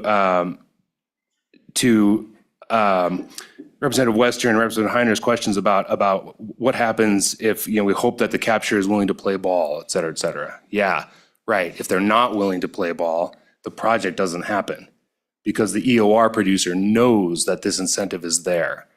So on the question of, and Director Whitman was right, 45Q only goes to the capture. Yes, that is true, but it functionally doesn't matter.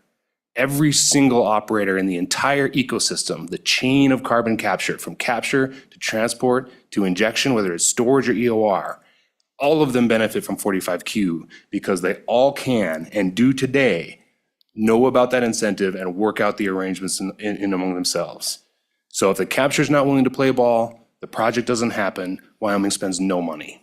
Okay, that's the self-limiting factor number one. To Representative Commer's question, what happens if 45Q goes away or changed? The beauty of this bill is we have tied eligibility to 45Q. If 45Q goes away, so does this. Okay, if 45Q changes in any way, if they decide, well, you know what, at a federal level, and there's lots of activity, there's a bill, in fact, to equalize at the federal level. If that goes away, then of course, we don't need this anymore, to Senator Ross's point. It's equalized in another way, and we don't have to play in that space. 3, EOR is not exploratory. We know what happens in EOR. There's not been an EOR project in Wyoming ever that has failed.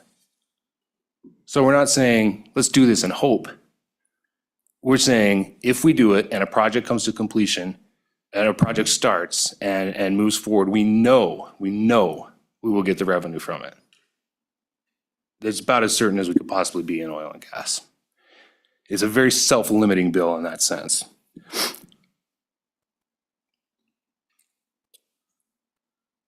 Let me talk about a couple of other things about 45Q while we're on that topic, for the committee. I provided some materials. I don't imagine you read them all. It's relatively boring, but pretty helpful. It was mentioned before, the monitoring, reporting and verification reports. What are those? So for EOR, of course, those are class 2 wells for EOR production. If you are going to, 45Q requires at the federal level, and again, eligibility is tied to 45Q. If you are seeking the federal 45Q for EOR, you are required to opt in to the Environmental Protection Agency's Subpart RR reporting. That's the monitoring, reporting, and verification that I provided to you in your materials. And why I provided it is that you can see exactly from a project, this particular one is in the Permian that Occidental is doing. It provides, from the company's perspective, all of the data necessary for us to be able to monitor what happens with the project. How much CO2 has been injected? How much do they plan to inject? Where did they get it from? Did they purchase it, or is it recycled? What's their long-term projections? Describe the field. All of that stuff is in there. It also talks about, this will be important a little bit later, it also talks about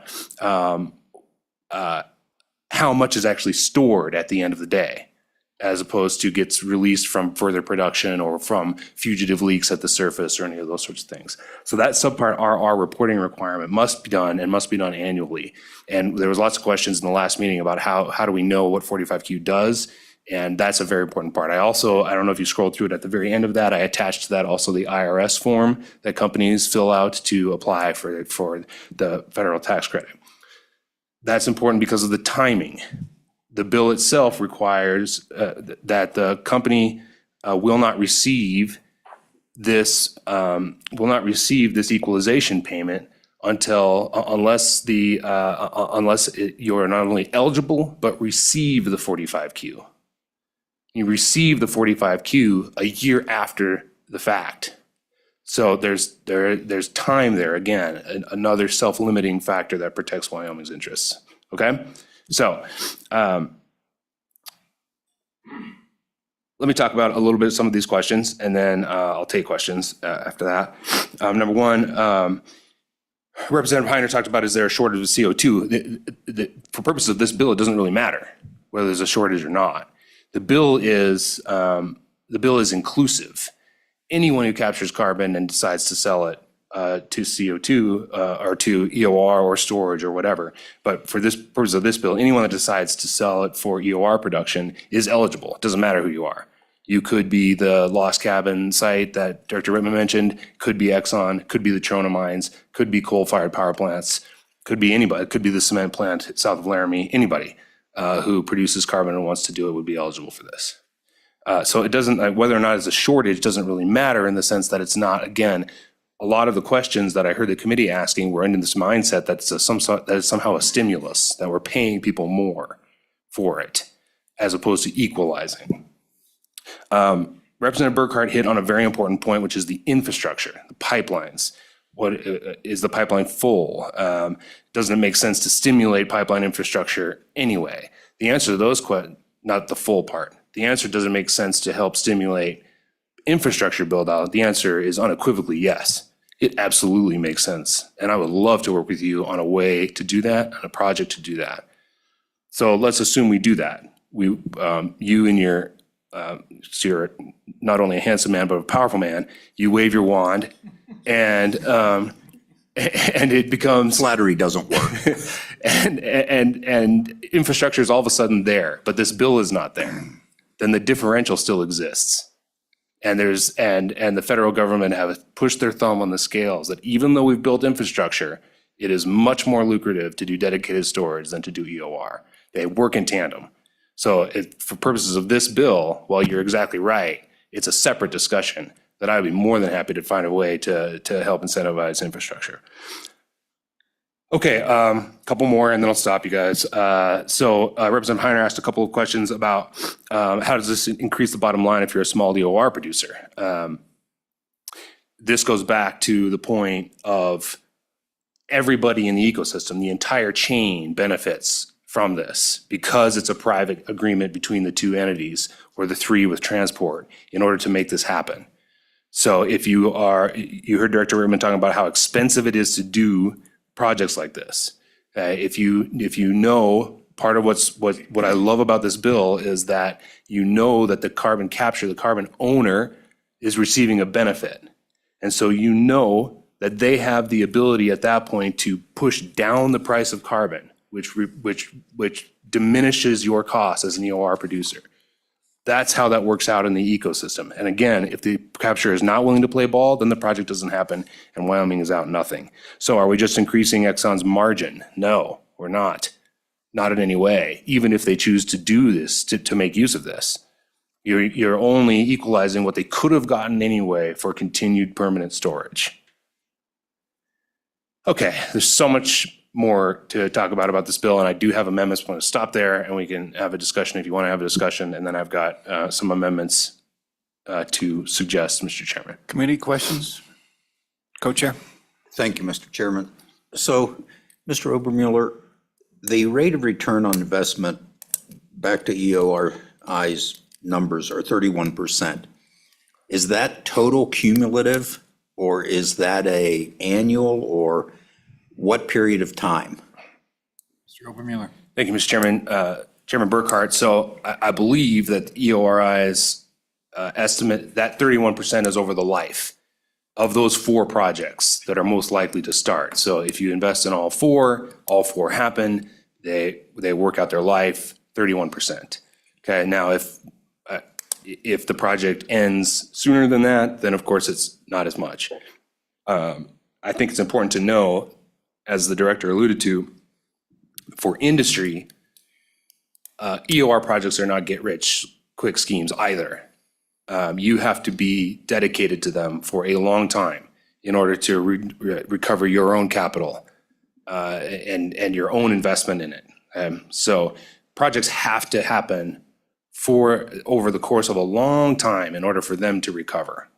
The state begins to recover at 8 years, quicker than the company does, quite frankly, in a lot of cases. So yeah, I think that 31% total life could be anywhere in between there, but again, about as low risk as you can get for Wyoming. Follow up. So, thank you, Mr. Chairman. So, Mr. Obermuller, a little different question. Thank you for your answer on that one. And I just want to be clear, I really didn't want to do this, but I don't have a better way of doing it.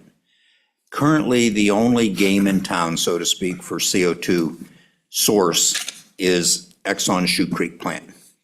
And that they're filling the pipeline and that. Under this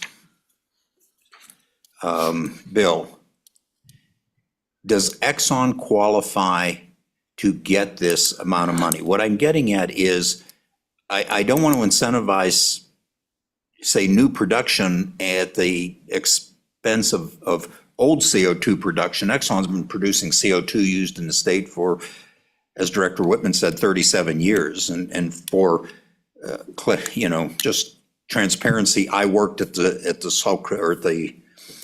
Bear Oil Field, Lost Soldier, Wirtz, and they've been injecting CO2 for years. They did that without any incentives because it was economical. And still, that field's still producing, was first drilled in 1906, and enhanced oil recovery has allowed it to produce.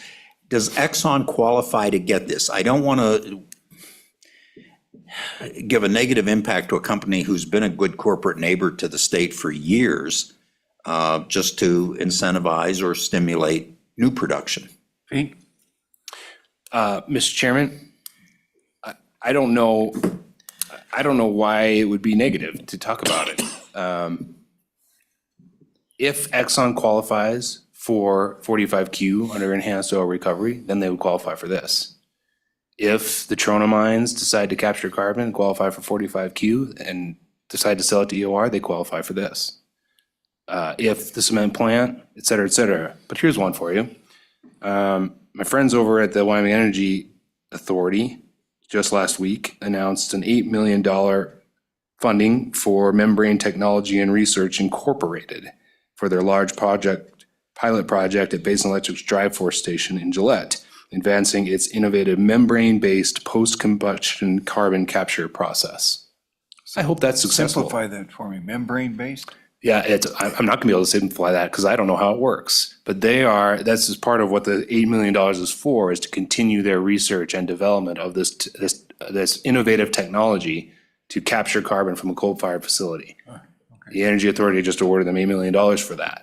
I hope it's successful. I'm rooting for it. Let's say it is. What this bill does is says to MTR, now that you've figured out how to capture carbon in an economical way, you know what? It benefits Wyoming to send that to EOR. All right, let's go to Senator Rothfuss. P.S., Mr. Chairman, real quick for Senator Rothfuss. Just real quick on that. Let's say that plays out. This project will pay back that $8 million too. Go ahead. Sorry, Senator Rothfuss. Mr. Chairman, I was just going to tell you a membrane is basically a molecular filter. You can think of it as that. Thank you. Molecular filter. Go ahead, Senator. Thank you, Mr. Chairman. Mr. Obermueller, do we risk any EOR projects by not passing this bill? Can you see any potential downside to the EOR growth if we don't pass the bill? And if that's the case, are we passing up the opportunity to invest 3% to get to our 26 million as compared to holding out for 6% of zero? Mr. Obermueller. Mr. Chairman, Senator Cooper, I think I understand your question. Yeah, I mean, look, EOR in Wyoming, Director Whitman can correct me here, but there has not been a new EOR project in Wyoming in a long time. They're very expensive. And part of the problem right now is the price of carbon. There's lots going on in Wyoming on carbon storage and injection. And what's interesting to me about that, just as a quick diversion, is that if you're looking to do carbon capture projects and carbon storage projects in Wyoming, you're competing with other companies for two things. You're competing for space of where to store it, and you're competing for a source of carbon. So if that is true, and I think it is true, and the price of carbon then is being pushed up because of that, then without it, to the point earlier about Senator Rothfuss was making about not being on a level playing field, then yeah, this certainly just removes that barrier. Again, I really don't think it's a stimulus. It just doesn't work for me in that mindset. But it is a removal of a barrier, at least a financial one, if you have carbon, of being able to choose where you send it without taking a financial hit. Does that make sense, Senator? Did I get close to answering your question? I get it. Good. Okay. Oh, Representative Lawley on the screen. Go ahead. Thank you. Hope you can hear me. I'm in an airport, so I hope you don't hear a lot of background noise that I'm hearing. But I appreciate your comments, Mr. Obermueller, and explaining what you're trying to do leveling up here. And I do understand that, but I share the concern of others about whether or not that's going to have the desired effect. So you use the term that this will give producers the ability to lower the price. And I agree with you, it gives them the ability, but it doesn't in any way mean that they will actually do that. So I'm wondering if you could tell me about other approaches that are more direct, because this is kind of an indirect approach, and therefore we're relying on certain other factors to happen that are not really addressed in the bill and we can't control. So did you guys consider any other in the work group more direct approaches to helping the enhanced oil recovery groups be able to deal with the potential price increases? Since we right now don't have a shortage, we're talking more about price than shortage. So again, I'm just trying to understand if this is the most effective way to help what we're really trying to help. Mr. Obermuller. Thank you, Mr. Chairman. Representative Lawley, appreciate the question. And no, couldn't hear any background noise, so you're good. Great. Yes. That question has been discussed and debated for years, long before this was an idea. In part, this idea is born out of longer-term efforts to try to deal with Wyoming's excessive tax code as it relates to oil and gas. We could, and I would support, in fact, my members would support if you just wanted to do a 3% severance tax reduction on enhanced oil recovery. Great. That's more of your typical stimulus tax incentive program that we've argued for before. Perhaps that passes the legislature. In my experience, it has not in the past. For lots of reasons, but most notably because Wyoming is so dependent on revenue from oil and gas in Wyoming that relinquishing any of that is a non-starter. And they fail and fail and fail. So it was incumbent upon me, I think, in my opinion, it's incumbent upon me to try to help find a way to be active in this particular world in a new with a new approach that could still get the outcome we want without asking to reduce oil and gas's tax liability, even though I support that. And I would ask for it again. And you all have heard me like a broken record on that, so we don't need to go there. But so that's that's sort of the overall answer to your question, Representative Lawley. As it relates to the price of carbon and how this would work in that ecosystem chain, again, if it were just a severance tax reduction on enhanced oil recovery, based on the contours of this bill, which requires certain things, has to be a project in Wyoming, has to be carbon from Wyoming, et cetera, et cetera, et cetera, then it tips the scales on the benefit to the producer side, but everyone still knows that the benefit is there. It's just now the only way for the carbon capture facility to equalize that price. They're not the ones getting the benefit, but they're the ones that need to equalize that price. The only way for them to do it, in my mind, is to then artificially inflate the price of carbon. So either way, they're going to get the benefit. Either way. So to me, this is actually more direct. Unfortunately, again, it's more politically palatable. Maybe I'm wrong. Maybe the legislature has shifted gears and we could actually talk about our tax liability, and I'd be happy to do so. Questions in the room or on the screen? Go ahead, Co-Chair. So, Mr. Obermuller, thank you, Mr. Chairman. Mr. Obermuller, something we haven't discussed yet, and I think all of us agree, whatever we can do to improve our EOR production is beneficial to the state and much needed. But one thing, and I've struggled with you and I've had the conversation, and that is, how do you see this particular bill, your opinion, being constitutional in light of Article 16.6 of the Constitution? Yeah. And that's, Mr.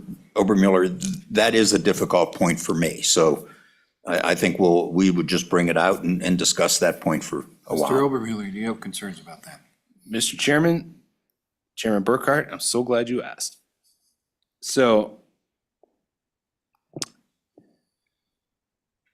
I'm going to answer how I think, let me answer it by referring back to that press release from the Wyoming Energy Authority of last week, which again, I fully support and love. many of the recipients of their matching grant program are members of PAW, and I absolutely love their projects. I just want to point out too, the total award was $37.5 million from the WEA. Money that was appropriated to the Office of the Governor via WEA by the legislature in 2022. Okay, so let's look at Article 16, Section 3. Neither the state nor any county, city, township, town, school district, or any other political subdivision shall loan or give its credit or make donations to or in aid of any individual, association, or corporation, except for necessary support of the poor. Okay, so 37.5 million in Energy Authority grants, which I love. I think that they are constitutional, and the legislature did too in 2022 by appropriating for this purpose. So 1 to Black Hills Energy, 15 million to Black Hills Energy in 2 phases for their project that converts coal from Wyodak into low carbon hydrogen, single stream CO2. This is from the release. If the phase that is designed with this grant is constructed, and if it is successful, the final constructed project would serve as the foundation for expanded hydrogen. It's research. We don't know whether that's going to work. It's research. We hope it works. I think it'll work. I trust those guys, and I think it'll work. Cowboy Clean Fuels received $7.79 million in funding their Triangle Unit carbon capture and storage project. Uses byproducts of sugar beet refining as feedstock injection, dilutes the byproducts unavailable for human consumption and injects them into deep coal bed methane wells and related non-productive natural gas infrastructure. The project has potential for both Wyoming's energy and agriculture industries. Love it. Can't wait for it to work. And I mentioned the membrane technology research one as well. Okay, here's what's different about this bill to those, which again, I fully support and think is constitutional. The clause of except for what is necessary in support of the poor. Everything we've talked about so far today has been about how do we pay for the program via 3% of severance. Not once have we remembered that in all of that, in the 8 years leading up to when severance captures and every year after that, EOR projects is also paying ad valorem and funding K through 12 schools in every single district in Wyoming, from the richest to the poorest. Not even considered in the rest of this bill. So if, and I think it does, these projects is constitutional, then I would say that this is constitutional plus. Because it is low risk, it is assured to make money for Wyoming if a project happens, not just in severance, but in the actual constitutional obligation of the state of Wyoming in terms of funding schools in every single district in Wyoming. A little bit of follow-up there, Mr. Obermueller. You're saying because of the WEA's grant process, they've more or less laid the groundwork for what you're trying to do here? You're using them as a reference point? Mr. Chairman, I'm mentioning, I think the question is, again, Article 16, the Article 16 language seems to say that you can't, donations to or in aid of an individual, association, or corporation except for necessary support of the poor. The legislature and the governor, we're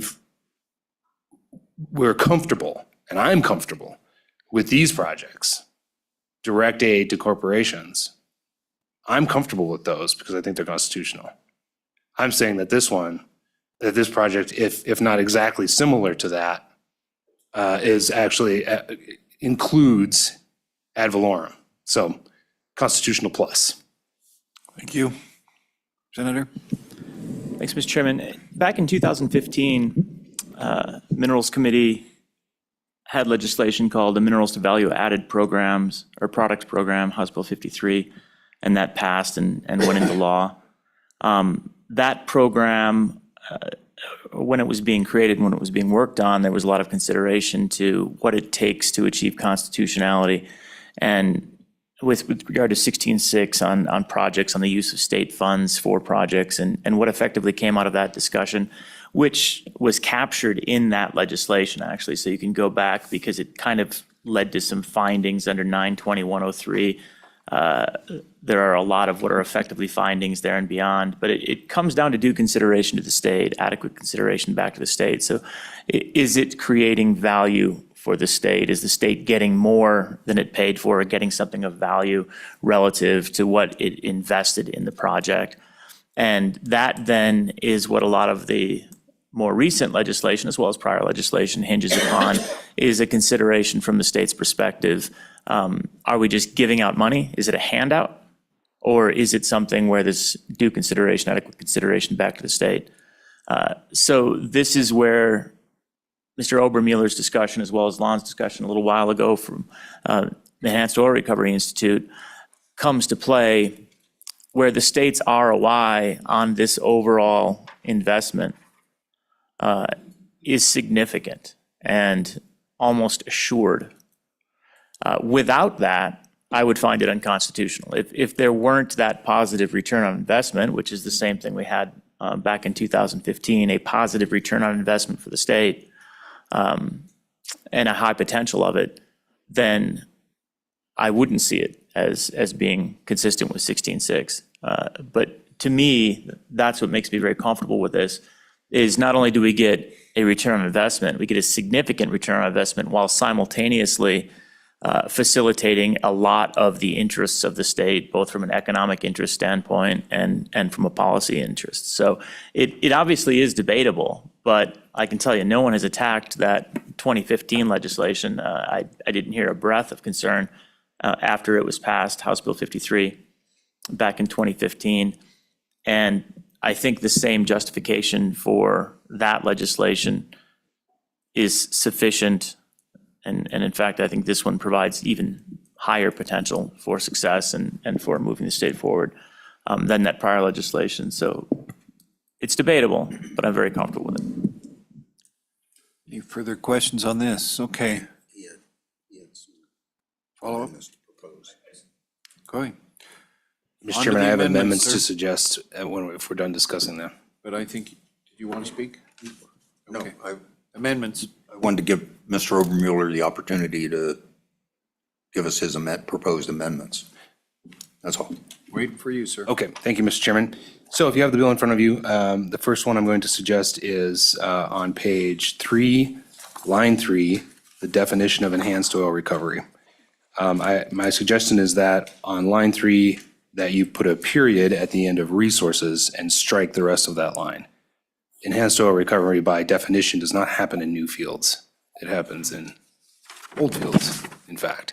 So I'm a little bit worried that that definition might inadvertently limit the projects. Mr. Chairman? Go ahead. I think that's fine, but I know what was trying to be captured was the idea that while enhanced oil recovery is almost entirely used in old fields in the state of Wyoming, a lot of the new technological intent is to actually do a primary flood with enhanced oil recovery techniques. There's no reason you can't do that, even though it isn't done yet. And a lot of new projects around the world are looking at a primary drive using CO2, for example. The amended language was intended to allow for the possibility that it's in a new field as opposed to just old fields. So I guess it's important that this language not be exclusive of new field. And I think the suggestion probably allows for it to be new or old field. So I think it's okay, but that's the intent, is while we do almost exclusively old fields in the state of Wyoming, call it tertiary recovery, you can have a primary drive with CO2, and we shouldn't exclude that if that's the intent of the project. Mr. Co-Chair? No.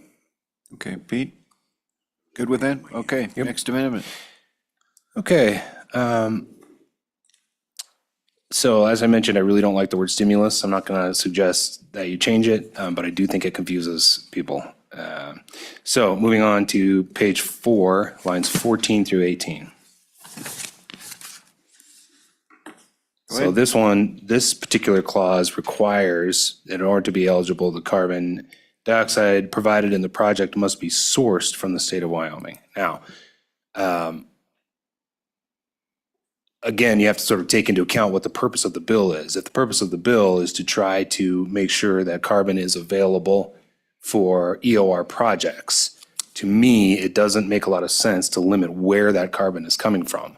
A lot of discussion about where the carbon is sourced is about our discussions about importation of carbon for purposes of storage, But importation of carbon for purposes of EOR simply benefits Wyoming from everything we've talked about before. So I would suggest that that particular clause for eligibility be struck from the bill. Repeat what you want to do there again? It would be page 4, lines 14 through 18. Just strike the whole? Strike. Okay. And, renumber. All right, Mr. Co-Chair?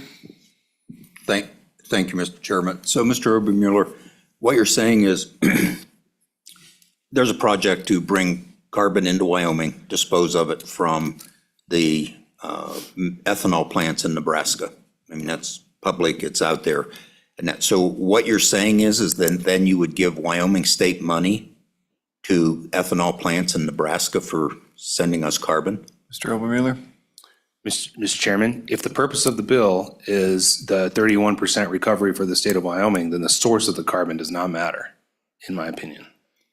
Mr. Chairman, follow up. So what you're suggesting is that the state of Wyoming give money to producers in Nebraska for the carbon Mr. Obermueller? that qualifies under 45Q. Mr. Chairman, I'm suggesting that if you qualify for 45Q for enhanced oil recovery, you should be qualified for this bill. Okay, anybody else have concerns about this, Senator?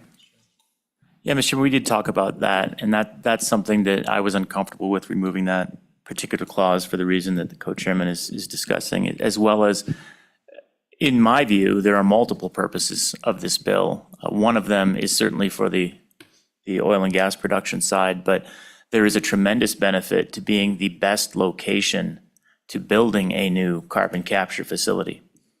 And this provides a site selection priority to the state of Wyoming. If you were thinking, all right, where should I put a amine scrubber that's going to go on a coal-fired power plant? If you're looking at all locations, but Wyoming says you have to be in Wyoming to utilize this, then there is an incentive provided to any business looking for an operation location. And we don't just receive revenue and benefits for the people of Wyoming off of the oil and gas production in that circumstance. We receive tremendous benefits from the job standpoint, from the economic development standpoint, and from the revenue standpoint, just off of the property tax associated with that facility. So, and finally, getting back to the due consideration for the state of Wyoming, you go a long ways towards due consideration if it's in Wyoming businesses, and you're developing those in the state, relative to if you're shipping money out of the state. I think you sort of move down the ladder of constitutionality. Thank you. Mr. Obermueller, we have some businesses that overlap state lines. Could you explain that a little further? I mean, they're doing business in both states. So is this actually sending money outside the state when they're actually based in Wyoming? Am I getting that right? Mr. Chairman, what I'm suggesting, and I can read the mood of the committee, and so I'm happy to just move on. But what I'm suggesting is that if you qualify for 45Q tax credit for EOR purposes, that it really doesn't matter where the carbon comes from because Wyoming will benefit regardless. That's what I'm suggesting, but I can see the mood of the committee. I'm happy to move on. You have a keen sense of observation. Move on. Good. Moving on to page 5. I'm hopeful this will be less controversial. Page 5, line 14 through 16. After the word with, insert any state or federal agency necessary. Strike the remainder of line 14, all of line 15, and line 16 through commission. So it would read, the authority may consult with any state or federal agency necessary before approving the stimulus authorized under this chapter. I don't think listing the ones that WA is authorized to talk with makes a lot of sense, in part because there's some that the authority probably needs to consult with that aren't on this list. And there's ones that, like my friends who have wasted their morning over here from the Public Service Commission, there's no reason to consult with the PSC. So, Broad stroke, questions, comments? Okay, everybody's good. Continue on. okay, page 6, line 4. I suggest after the word is, insert the word stored and strike the words actually utilized. Committee got it? Okay. Go ahead. Thank you, Mr. Chairman. Could you repeat that, please, slowly? I write slow. Go ahead. Page 6, line 4, after the word is, insert the word stored and strike actually utilized. Okay. If you were super bored and read that monitoring, reporting, and verification report, you'll see that every company that has to submit to subpart RR has to go through this basically this calculation of what is actually stored in EOR. So there's you have EOR that you've produced, you purchase EOR, you do the project, some more is produced and then recycled, et cetera, et cetera. And so it's basically, to oversimplify it, it's basically utilized minus produced minus potential fugitive leaks, which is in EOR is generally next to nothing, but regardless, stored is different than utilized. Okay, questions, comments? Carry on. Oh, Senator. Thank you, Mr. Chairman. I don't think the language quite works. I understand the intent. The intent's good. But it might be during or something along those lines. It doesn't align well with the rest. If you say is stored in the enhanced oil and gas recovery production, I think that fails the necessary grammar, but point taken, we just might need to wordsmith that a bit. Mr. Chairman, failing the necessary grammar is something that English teachers have told me for a We'll long let staff time. take care of that. Anything else on this one? No. Okay. Continue on. Okay, page 6, lines 22 through page 7, line 6. So this one is troubling. I think my understanding of this section is this was an attempt to try to, this is the part that has the Attorney General reviewing everything. Perhaps this needs, I suggest we strike it, but maybe it just needs some amendment. My understanding is this entire paragraph was in place in order to try to help folks get over the constitutional question hurdle, that if we just wave it in front of the Attorney General and the Attorney General blesses it, then we're good. I don't know that that actually solves that issue, and it does introduce some concerning questions, particularly as it relates to the last sentence on page 7, lines 3 through 6, where it says, no stimulus shall be paid under this chapter until the Attorney General has completed the written review and certified the legality of the transaction and all documents connected therewith. I don't know what that means, and that concerns me about from the private sector.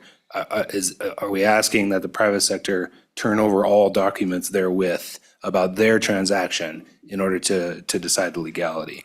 I don't know that this section is additive to the bill in terms of its value, and so I would suggest that we strike it. Okay, any other comments on this part? Go ahead. We got up on the screen too, Senator Ellis and then Representative Lawley in that order. Thank you, Mr. Chairman. Just to comment along those lines, I think, I've seen increasingly, us wondering what the role of the Attorney General is. And I think it's important that the Attorney General advises, certain executive agencies and the governor. They're not a decider of what's constitutional or not. We pass bills in this legislature with the intention to uphold our duty that we think we're passing things that are constitutional. And if anyone wants to challenge it, then they take it to a court. And the courts ultimately have the authority to say whether or not something's unconstitutional. So just along those kind of theoretical lines, I just really want to shy away from these bills which say the Attorney General shall decide what's legal and what's not, what's constitutional, what's not. They advise, but that's their role. Thank you. Mr. Obermuller, hold your comments. Representative Lawley. Thank you. Again, I want to just,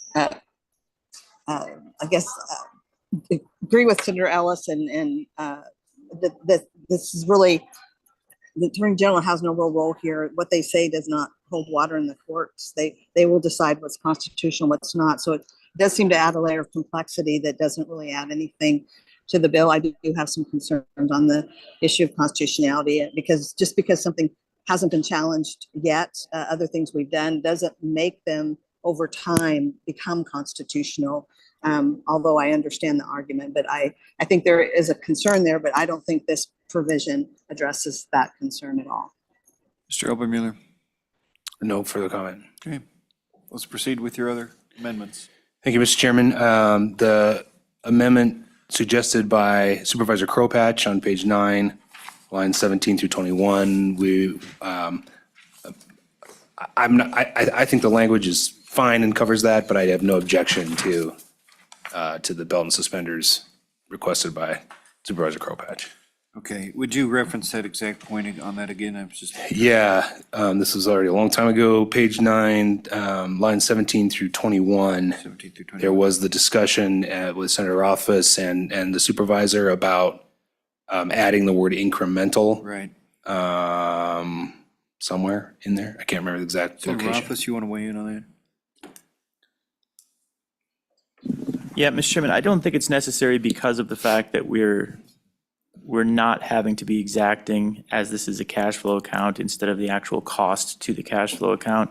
And it sounds to me like it adds work to the Oil and Gas Conservation Commitment, or Conservation Commission's workload if we change it to incremental.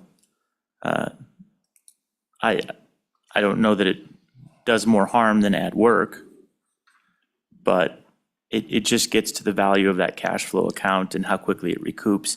And to the extent that we would just pour over at some point and sweep away the excess. Okay, thank you. Mr. Crowpatch, do you want to weigh in? Okay, thank you. All right, continue on. Thank you, Mr. Chairman. Page 10, lines 10 and 19. Well, it's 10, 18, and 19. This is the reference for $10 million. You'll recall, well, you won't recall, the work group will recall that we put, that 10 million was put in there as a placeholder pending the study from EORI and the School of Energy Resources about what the appropriate number would be. And I think you heard Director Whitman talk about 26 million. And the 26 million, again, is the 4 most likely projects to happen. 1 large project and the 3 cluster field project. The 10 million here now, what I'm suggesting you increase to 26 million would be the seed money in order for all 4 of those projects to go forward. Now, they may not all go forward, right? We go back to that discussion again. But assuming they all do on a similar timeline, 26 million would allow for the start of this program, and then the production would first pay back the LISRA up to 26 million, and then after it's paid it back, it starts filling the enhanced oil recovery stimulus account established under the bill. So the suggestion is increasing that to 26 million, Mr. Chairman. Thank you. Increase 10 to 26. Comments, committee? Seeing none, does that do it? I have no further amendments, Mr. Chairman. Thank you. Do you have any follow-up altogether? Mr. Chairman, I just appreciate the committee wading through this. I spend a lot of time trying to push back on bad things, and I really, really enjoy trying to push something positive for my industry in the state of Wyoming.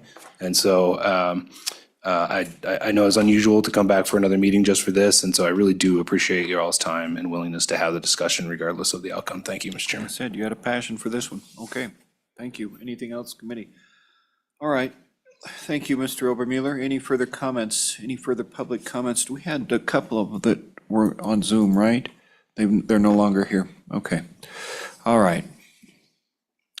We've taken public comment. Gone over it. I have a question for Mr. Bush. Oh, yes, Mr. Bush, your name came up once in this. Mr. Chairman, there's an old saying, don't show up to a meeting you weren't really invited to. You'll be called on. Thank you, Mr. Obermueller. Good presentation. Mr. Bush, the floor is yours.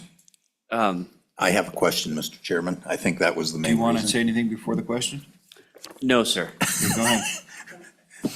So thank you for coming up, Mr. Bush. Just one quick question and some background. You've testified before the committee in the past that you're working on carbon capture, the amount of money it would take, what you would get, that sort of thing, and potentially a 30% parasitic loss from a power plant on it. My question is if you start today with it, how long will it take for you to have usable, workable carbon capture on a power plant? Mr. Bush? Mr. Chairman, for the record, David Bush, Black Hills Energy. That is a great question. I would probably have to defer to one of my engineers and get back to you to be sure on the answer. I know Do it's. you want to speculate a little bit? It's not a short-term process. All right. Director? Mr. Chairman, so just ballpark figure, 5 years, 10 years? 8 years? See, we're Split still the pushing difference. for an I answer. would say at least 5 years. Okay, thank Could you. probably find that in an email, but right off the top of my head, I just don't have it. Thank you. All I wanted was a idea more than an exact number. Thank you, because you've done it, excuse me, Mr. Chairman, you've done more work, Black Hills Energy has done more work on this, I think, than most power companies that we've seen anyway. So that's why I asked. Thank you. That's all I had. Issues of old school, new school energy. Thank you, Mr. Bush. Thank you, and I'll stop coming to meetings. We'll find you. Lesson learned. All right, any further public comment? Any further public comment? Further public comment? Any more comments from the committee on Zoom or here in the room? With that, committee, what's your pleasure? Mr. Chairman. Representative Comrade raised Oh, his Representative hand. Conrad, thank you. They even made the screen bigger for you. Go ahead. Well, Chairman, I- Dockstader, thank you. Well, I have a motion. I have two motions here. I have one here that Senator Cooper said in the room, move the bill. Are you making a motion, sir? Yes, sir. Cooper spoke first. Let's go ahead.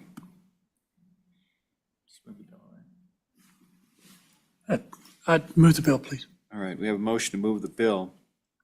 Is there a second? Second. Moved and seconded. Mr. Conrad, you've heard that.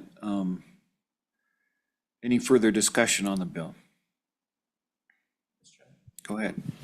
Thanks, Mr. Chairman. Yeah, I'll just note, I think this is a good opportunity with very little downside, low risk, and a great way to support the type of development that we want to see in Wyoming and make sure that Wyoming is positioned as favorably as possible, recognizing other states will probably be striving to achieve the same thing. We identified an unlevel playing field in the federal tax credits, the 45Q tax credits. This is an attempt to remedy that, and I think it goes a long ways towards that to ensure that there is a fair playing field. There could be a tremendous upside, but honestly, if this doesn't work at all and it does nothing, there's no cost associated with that doing nothing. You'll just have that $26 million languishing in an account. We'll have that hopefully invested, and we can give some thought to that, Mr. Chairman. So I think this is a great solution. A lot of work went into it. I hope the Minerals Committee will support it moving forward. Okay, thank you. We're going to take one more comment, then I'm going to go through and address those amendments. I'm getting back into the swing of things as we move back into session. Go ahead. Thank you, Mr. Chairman. Right now, the differential between on the 45Q between the $85 and the $60 amounts to about somewhere between $25 and $37 million per Class 6 well per year. This is a step to maybe equalize some of that, not all of it, but a good portion of it. That equalization and this bill is a good tool, a good sales tool. As we move forward in the future, we will be short of CO2 in the state of Wyoming. Probably in not that far future as we develop these sequestration projects. So we are going to have to equalize that somehow. This being a sales tool I don't see any reason that some of these Nebraska ethanol plants shouldn't be located right here in Wyoming. They're going to be shipping CO2 to us, if you will, but why not relocate those plants here and give them an incentive to be here? And we can ship them corn a whole lot cheaper than we can ship CO2. So I think overall this is I don't see a downside to it, but I see a lot of upside. Thank you. Thank you. With that, committee, we're going to back up just a little bit, see if any of these amendments catch traction. So let's go through the bill. We may have to come back and make another motion, but at this point, page 1, page 2, page 3. Go ahead. Thanks, Mr. Chairman. I would move the amendment to strike in new fields on line 3, page 3. Second, moved to second, and any further discussion? Amendment is to strike in new fields on page 3, line 3. All in favor, say aye. Aye. All those, Aye. nay. Motion is passed. Page 4, Mr. Chairman, go ahead. I move to strike lines 14 through 18 on page 4. Second? Lack of second? No second. That one has failed. Page 5, Mr. Chairman, go ahead. move lines on lines 14 through 17 to amend such that beginning on line 13, it reads, "The authority may consult with any state or federal agency necessary," then strike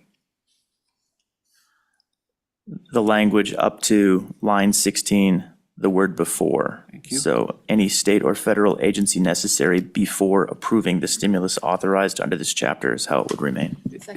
There is a second discussion? Go ahead. Make sure staff has all. Yeah, I will. Moved and seconded. Any further discussion? Staff, are you good? All those in favor, say aye. Those opposed? Aye. That one is passed. Page 6. Page 7. Mr. Chairman? Go ahead. Page 6. Page 6. Line 4, Romanet 2, after is, strike actually utilized and in. So strike actually utilized in and replace with stored through, so that it reads, is stored through the enhanced oil and gas recovery production that meets the requirements of this section. Thank you. Moved and seconded. Any further discussion? All those in favor say aye. Those opposed? Page 7. Go ahead. On the bottom of page 6, Romanet E, starting on line 22 and 23, on to 7, lines 1 through 6, delete. Second. Moved and seconded. Any further discussion? All those in favor say aye. Aye. Those opposed, nay. Amendment has passed. Continue with page 7, page 8, page 9, page 10. Go ahead. Mr. Chairman, I move to amend the dollar values on page 10 and, page 10, line 10 and line 19 from $10 million to $26 million. Is there a second? Second. Moved and seconded. Any further discussion? I think I'm going to be opposed to this one, a little concerned about the raise, but I see where he was chasing extra money, so that's where I'll be with that. Okay, all those in favor say aye. Aye. Those opposed? No. No. No. I think no, we only threes. Show of hands just for safety. Okay, all those in favor say aye.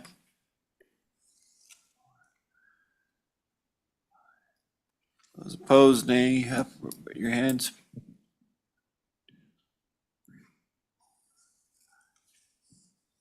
6 to 5. That one's failed. Okay. Any further amendments? Any further amendments? Okay. Any further discussion? Let's go back on the bill and move. Mr. Senator Rothfuss, do you want to make a motion as amended again? And then get a second, and then we'll call for vote. Oh, Mr. Chairman, we had that motion, and then we just moved to amend, so at this point in time, we're in good standing and roll Everybody calls good in with order. that? All right. With that, then, we'll have you do a roll call. This is a roll call for 24 LSO 392 carbon dioxide enhanced oil recovery stimulus as amended. Senator Cooper? Aye. Senator Ellis? Aye.